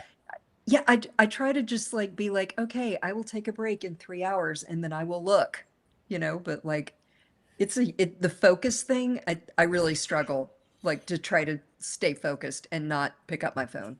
Yeah. Yeah. I've talked about this before. I use a tool called I fell for it on. It was an Instagram app. It was really well done. But I use a tool called Brick. Oh, It's this little like physical magnet. You stick it like on your fridge, like it's on my fridge. And to access it's the most comprehensive and easy to set up like blocking tool for apps that like truly, if I'm away from home and my phone is blocking it, like I'm pretty tech savvy. I do not know how, short of resetting my phone, I do not know how to access those tools. oh wow. And so I love it.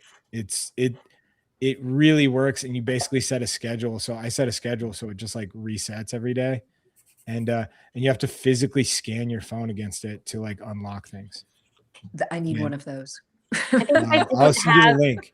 If I didn't have kids like in Yeah. school or if they're out somewhere and like, I just need my phone to be on for them. Oh, no. You can set it to what you want it to block. Oh, okay. Oh, that's cool. All right. I like Yeah. that. I But that like a lot. it's really comprehensive, like so like Meta is currently being I don't know what the right word is. Stalkery. Oh, well, no. Like, they're in court, but I don't really know like what level of court. It's with multiple states. Oh, because of addiction, especially in regards to teens. Yeah. And one of the things was they were required by Congress to enact a tool that like made it like, so you would like turn it like that. It would say like, hey, it's time to go to bed, or, hey, you've been on this too much today. You should shut it off.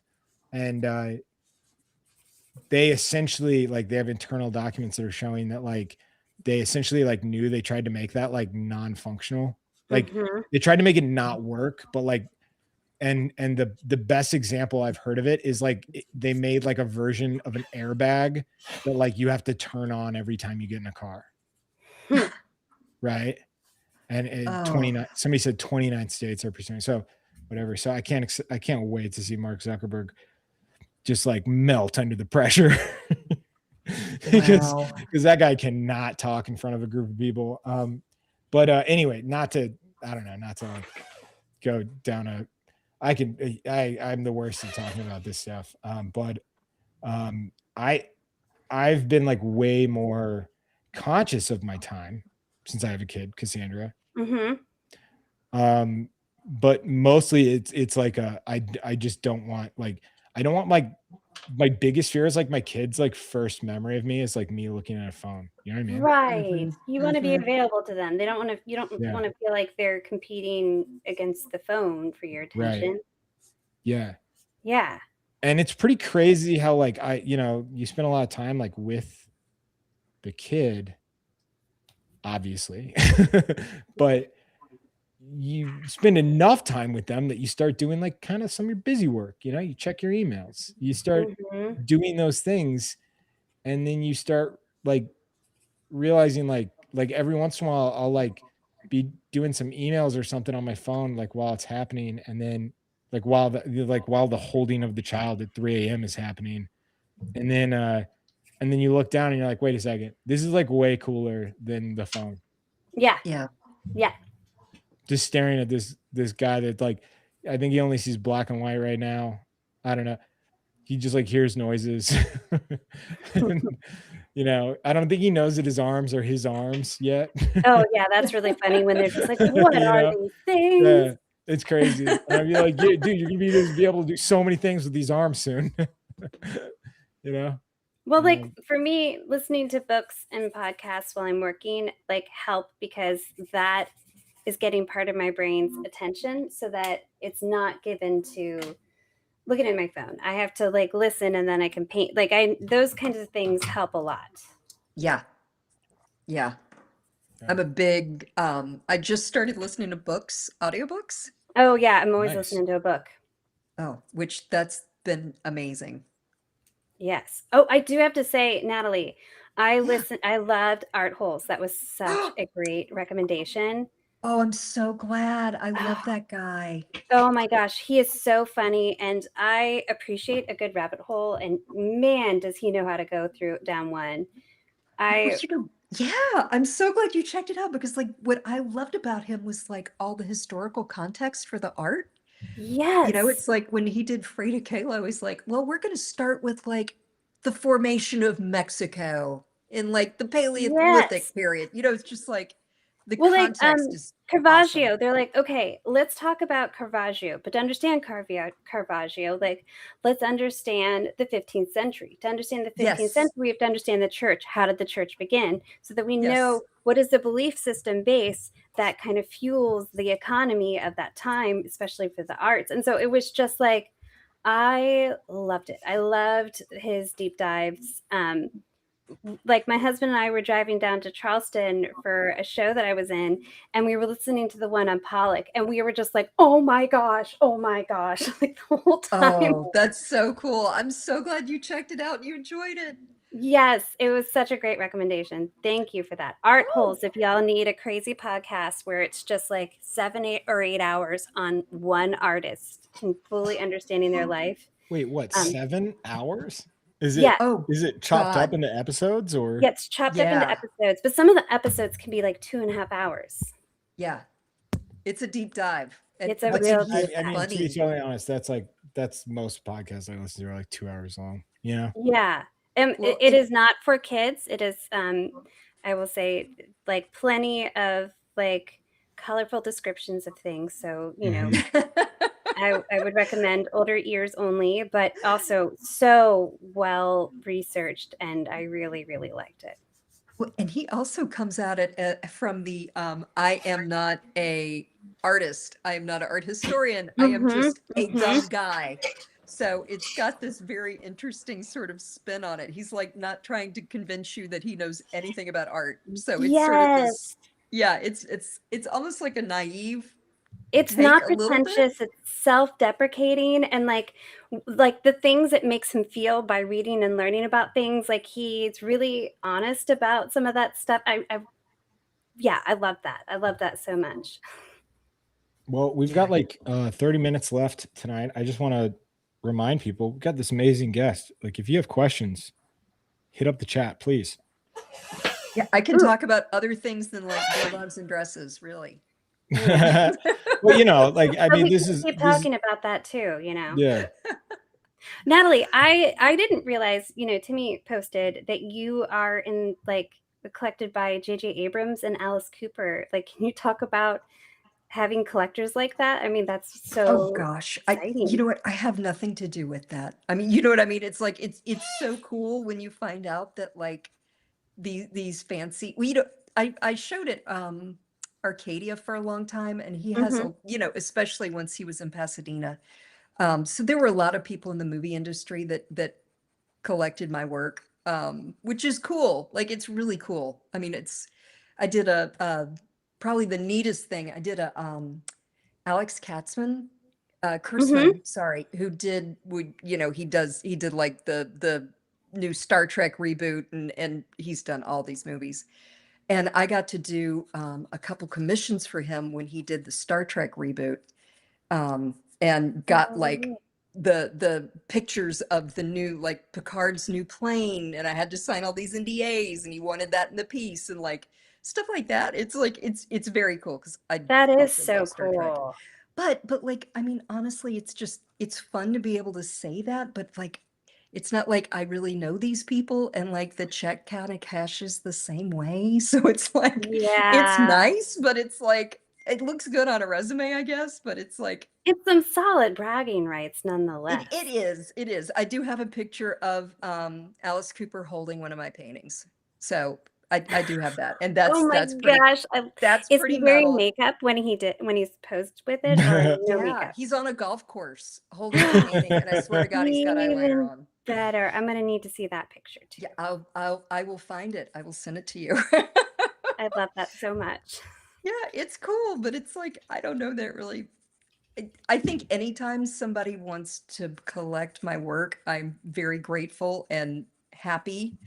And Yes. it's just it's nice that people want to live with the art. It's like that's so Oh, cool.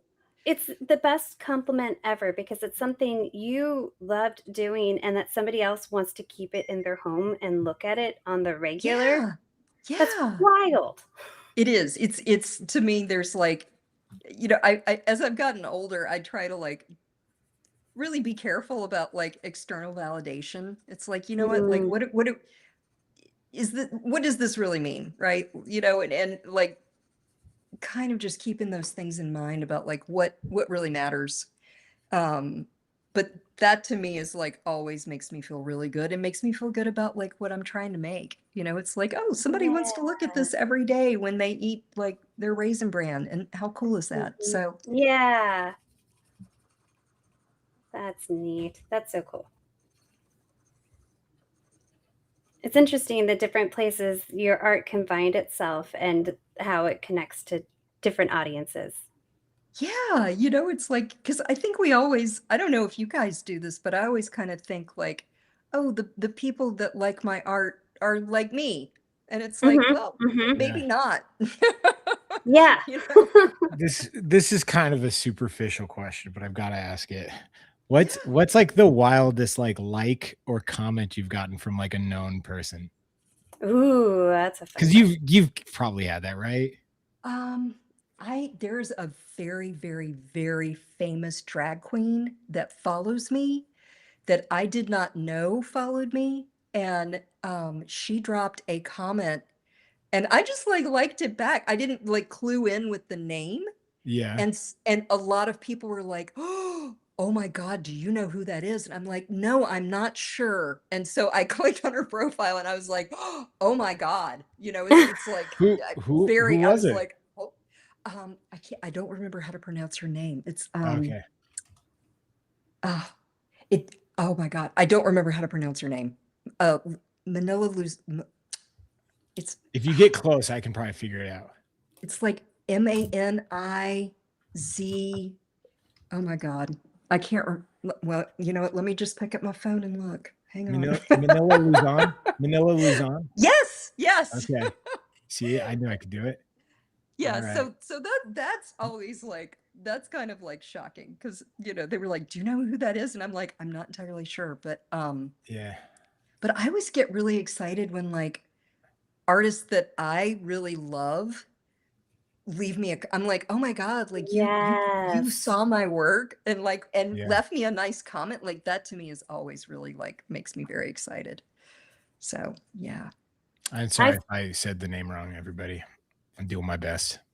Okay. You did better than me. I'm like, I don't know how to pronounce this person's name that I'm so excited about. Like, how lame Yeah. is that? Cassandra, you've gotten some good ones from Well, you saw not my only from Drawing Hive, but like a lot of people in Drawing Hive have gotten some really solid ones. but you saw I sent you my favorite one. I made a statue in style of Jeremy Fisher, and the Beatrix World saw my piece and liked it, and they just told me it was really good. And so that was like, anything connected to her just makes me so happy. Yeah. That's very You cool. got Patrick Schwarzenegger. That was a Oh good one. yeah. He's really nice. He's really nice. We're total suckers for celebrity here. Okay. Good. Good. But I'm telling you, official Peter Rabbit, that was where it was at. Okay. Cool. That's pretty cool. Yeah. Nice. I'm trying to remember because my memes, I went through a period right now. Thank God Ella is running our Instagram account. And so it's actually like good content. But for a while, I was just like, why are we even doing this? Like this Instagram thing, there's no I mean, like, because I wasn't like using it to promote Drawing Hive. And when we would share art, just like nothing would get engagement in a way that felt reasonable compared to like a couple years ago. Because it just like it all had to be like, it had to be like kitschy to the time and like it had to be a video and it had to be all these things. And I just didn't have the time to do it. So anyway, I would do these memes and some of the wildest people would interact with them. Like I've screenshotted all of the ones that were like hilarious to me. And I need to dig them up, but Or, a famous art critic reposted and did. Oh yeah. Stole, just fully stole my meme. Yeah. And I was like, wow. Like Jerry Salt.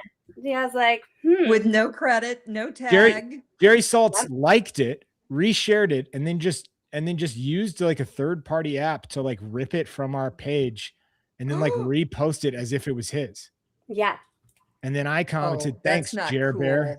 Yeah, that was hilarious. I saw your comment. I was giggling. That's not cool. I do not like. I have big problems anytime Jerry Saltz comes up. I like, because people, like anybody that's like talking about Jerry Saltz in a serious way, they're having like kind of an intellectual conversation, and I'll be like, "Oh, he's a jerk. He's so overrated," and they'll be like, "Why?" And I'll be like, "He stole my meme." Yeah, well, you know what? I mean, I think that shows a lack of artistic integrity. Yeah, he sucks. Like, it's cool. It's cool to use it, repost it, and like it, but like, dude, don't steal shit. That's not cool. Also, I will say that this was a period of time where I was like, the key to a good meme is that you like really, for like a meme to do like exceptionally well. This is so dumb that I know this. You have to be the first person typically to like identify a memeable thing. Does that make sense? Like, and that was your gift. And so there were things that I would find. I would basically be like watching a movie or TV, and I just got like what I called meme brain, and it sucked. It's just trash brain, where you're just like, oh, that's easily. It's just joke writing. You just say like, oh, that's easily like parallel to this thing in the art world, and then you just rip it, you throw it online.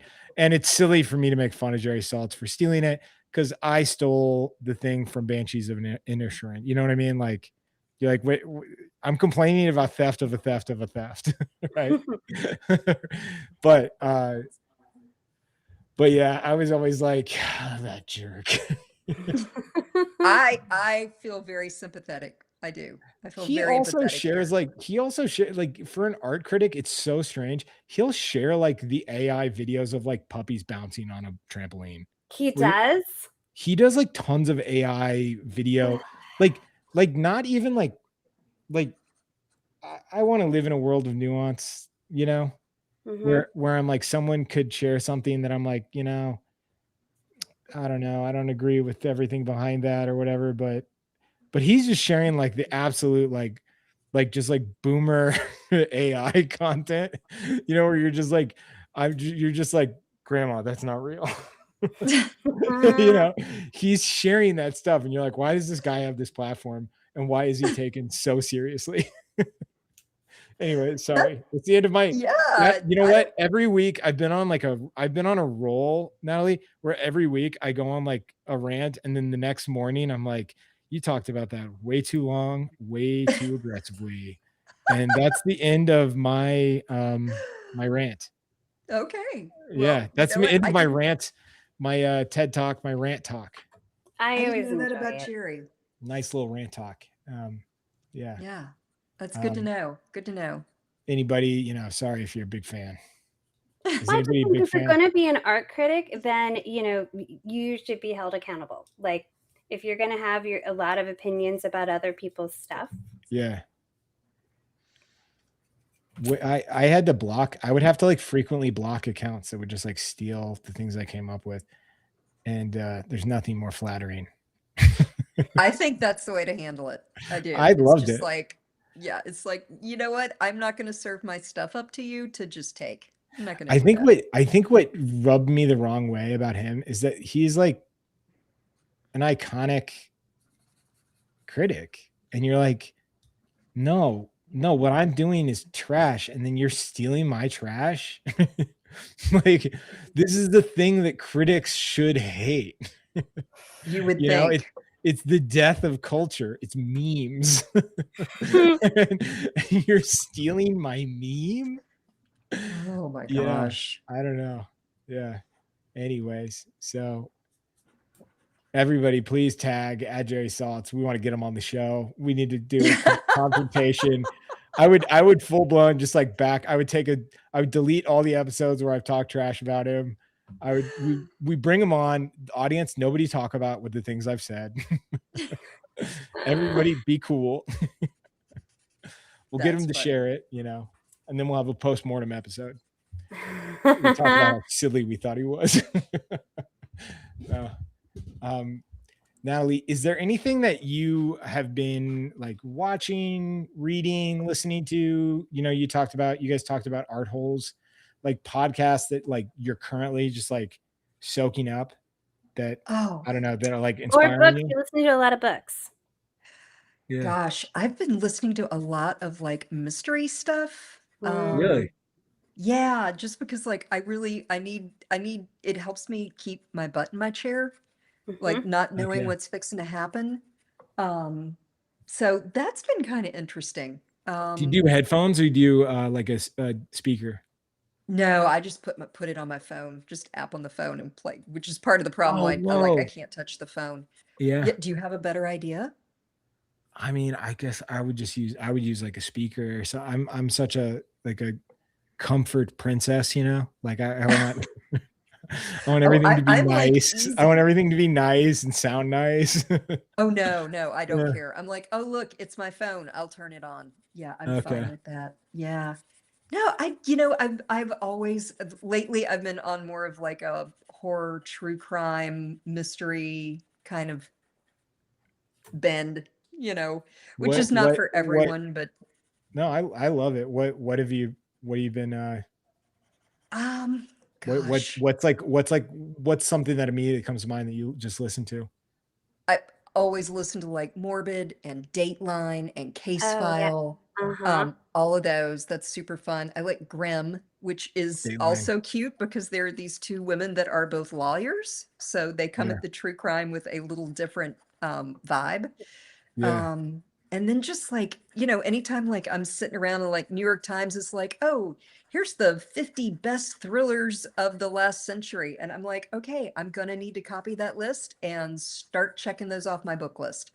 So Mhm. yeah, but it's been great. I got a library card and I'm all over Libby and I'm like trying to like Yeah. get And as many as I Hoopla. can for free. Are you doing Hoopla too? Because those have like other ones available. Yeah, I have got that one as well. I did read, I read a really great book this week. That was really cool. I heard this guy, they had a book group on Morbid, and they read this book called Victorian Psycho, which I thought was pretty good. But they had this guest on named Paul Tremblay, Tremblay, to do the book club. And so he seemed really fun. And I was like, oh, he's an author. And so I went, I checked every single book of his out of the library, and I've been listening to them. They're pretty good. I listened to one this week called the Pallbearers Club that I thought was really Ooh. awesome. Yeah, it was really good. Right, So, I'm gonna look into that. yeah, I will listen to just about anything. I've been listening to like Stephen King's son, Joe Hill. I really like him. Oh yeah, What he's Stephen King do you like? Like, because Stephen King, I mean, he can do go. you He can is swing. is he a guy that like you always love, or is he hit or miss, or I like almost everything. I don't think I've ever yeah, read something by him that I don't like, but one of yeah. my favorite books about art or that really resonates with me as a painter is the book that he wrote on writing. Oh I yeah. think that is one of the Really? best books I've ever read about the creative process. And oh my God, yeah, I've read that book many, many times. I think that was a game changer for me when it talks about creativity, the creative process, all that stuff. So Wow. yeah, I love that one. What was kind of like the consensus of it? Do you feel? I Just mean, like if like, you were to summarize his like, I don't know, ooh, the takeaway. I, Is that too? I think That's loaded, isn't it? that's hard. Yeah. Yeah. But it's just kind of about like doing the work, like Yeah. showing up every day, doing the work. Where does creativity really come from? Right? Mhm. Because like anybody can write a book. If you write 300 words a day at the end of the year, you're gonna have a book. you know, but what does it Yeah. make, what makes that special? What is the creative process really about? So yeah, I don't want to put words in his mouth, but his No. On Writing is an incredible book about the creative process and what it really takes to make art. And yeah, I love that guy. So yeah, what did I just re-listened to Carrie. And Oh, Sissy Spacek, who starred in the original movie back in the 70s, narrates it. Oh, that's So cool. really? yeah, I'm like, oh my That's God, awesome. how did they get her to do that? That's crazy. So That's crazy. yeah, just things like that. I really enjoy. I like to be entertained. I don't want to learn anything.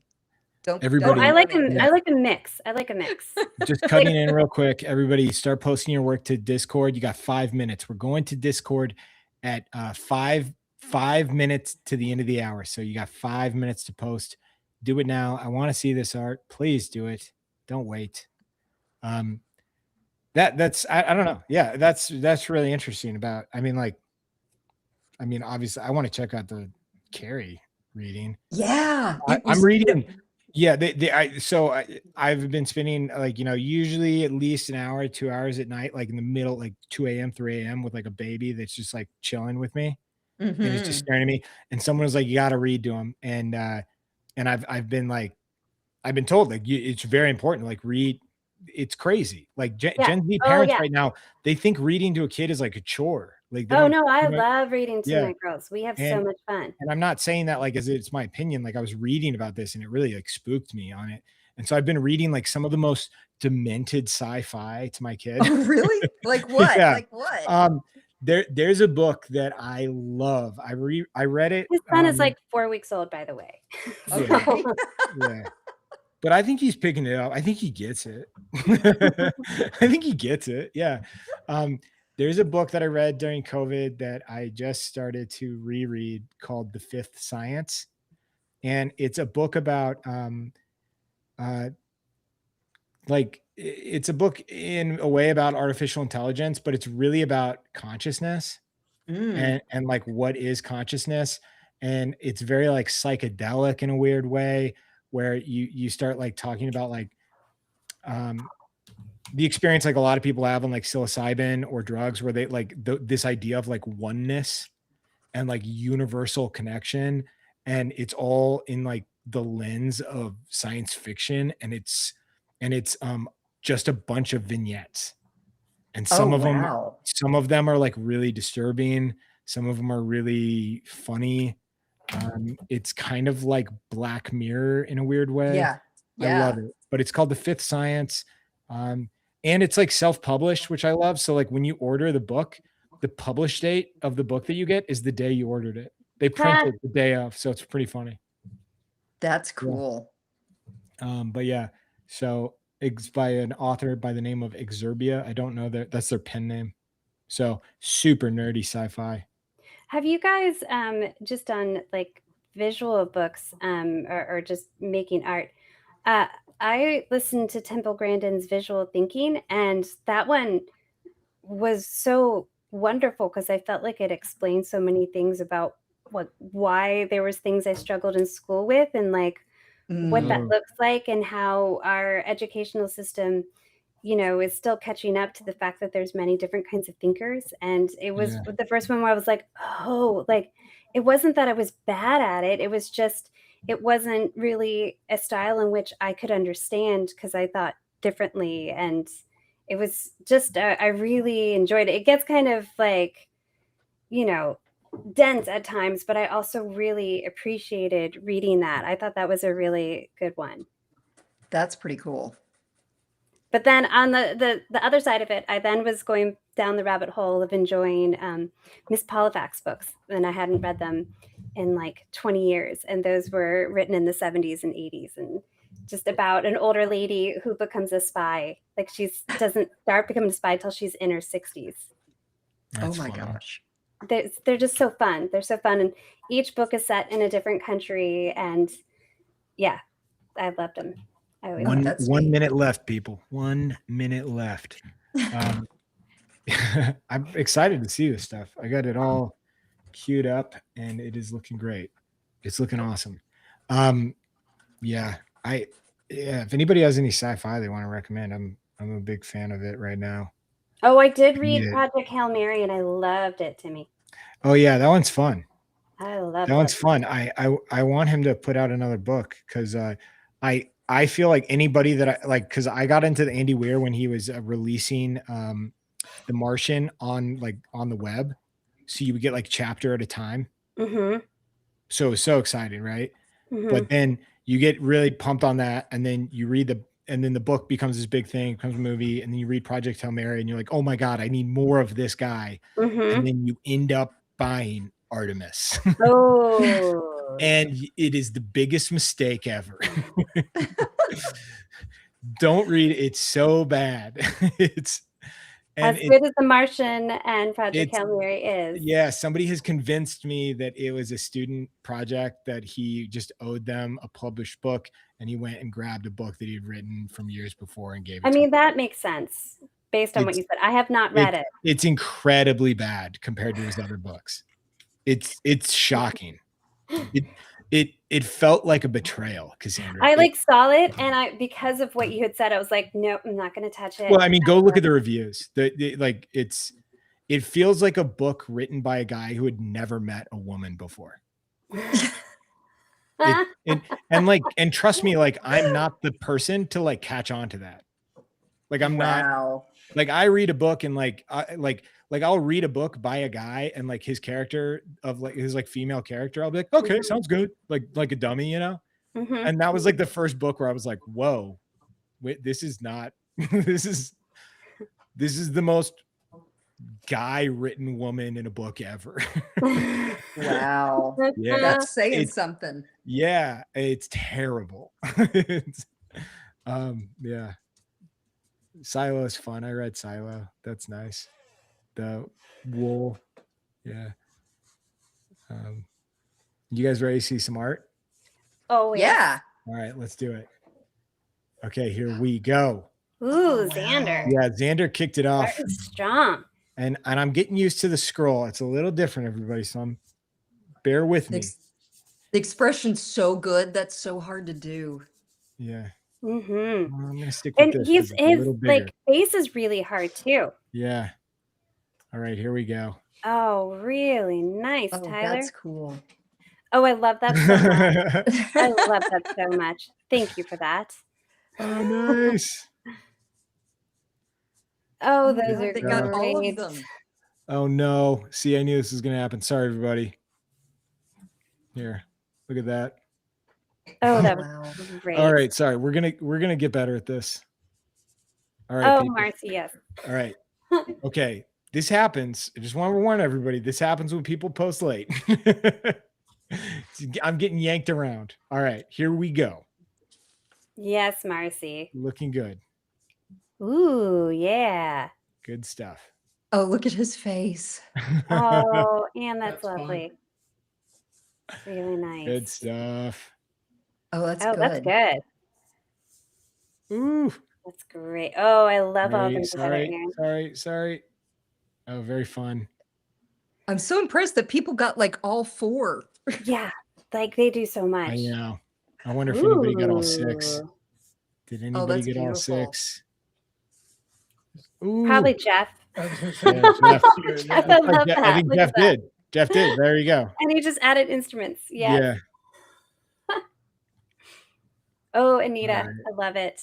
Ooh, Chuck, that's Nice, awesome. Chuck. Very You're cool. grounded. Little ET inspiration there. I like that. Oh, that's cool. Cora. Or I don't know, Michelangelo.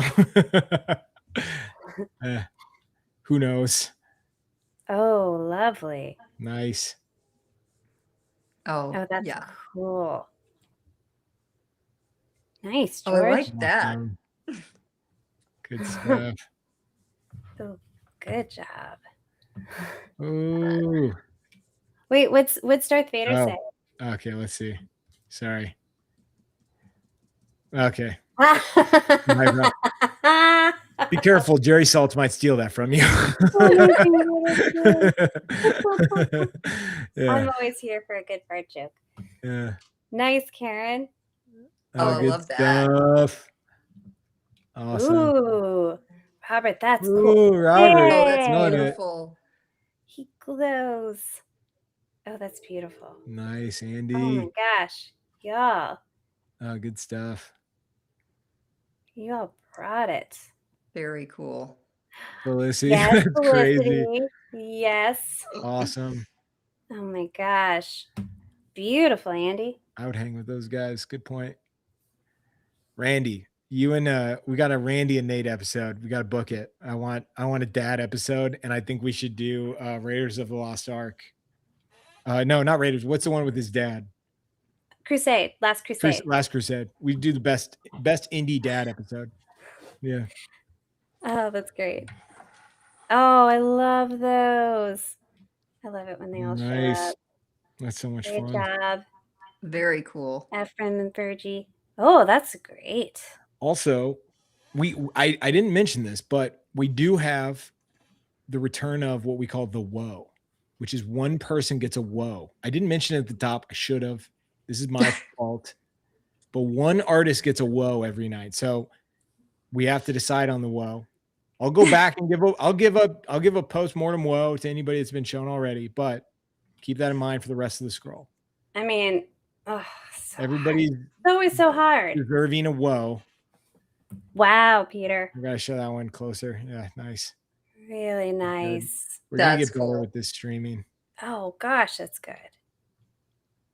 Ooh. Ooh. Yeah. Oh, that's beautiful. Brilliant. That's They got beautiful. so much farther than I did. Oh, AJ, that's so Oh my good. god, I love it. Ooh, that's so cool. I like that. Beautiful, Rebecca. I love it. Oh, that's Ooh, lovely. Just lovely. Chuck. Oh, Chuck. Love. Oh, I love the movement and how you handled that, AJ. Isn't that awesome? That's so Mhm. cool. Nice. So cool. Good stuff. Great job. Oof. Yes. Jeff, what are you doing? This is crazy. Love it, Jeff. The team Always. at Jeff Studios. 10 minutes. Pretty good. Really good. All right. What a Oh, good Lee, one to those end are on, Lee. fantastic. I'm trying to learn how to. I'm learning as we go, people. Okay. That's this is great. great. You know That's what? really I'm gonna nice. give everybody the woe. Oh, it was really quiet. Well, we That's can all just, almost creepy, Timmy. we're gonna work on a louder woe. I'm gonna bump it up a little bit. That's as loud as I can go. That was so much fun. Natalie, thank you so much for joining us. Oh, thank It you was for such a having treat me. having This you. was Yeah. great. I hope we can have you back soon. It definitely, if we do a Richmond Heck session, we gotta. yeah. I'm gonna be looking at like bars and hangout spots in Richmond now. Let to me be know. like, I where do will. we do I it? will find the spot. Okay. Let me know. Let's Keep me start. posted. Let's start dreaming Yeah. about it. Let's start dreaming about it.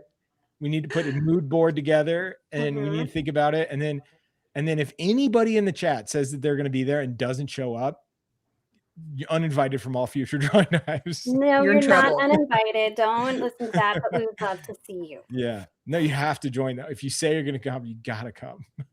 All right. That was so much fun. Everybody have a nice night. We will see you next week with Joe Vox. I don't know what we're drawing, but Joe Vox, who, if you know Family Guy. Cassandra, Family Guy? He's a director for Family Guy. He did Yeah. the art for Resident Alien. He was Goliath. His art itself is just amazing. I love it. So fun. Really looking forward to it. It's going to be a blast. Joe's also, he's hilarious. So Yeah, Hey, yes. Timmy, good job tonight. Cassandra, Natalie, thank you so much. Thank you, All right. guys. Your artwork's Yeah. fantastic. All right. Love watching you guys put these together. All right.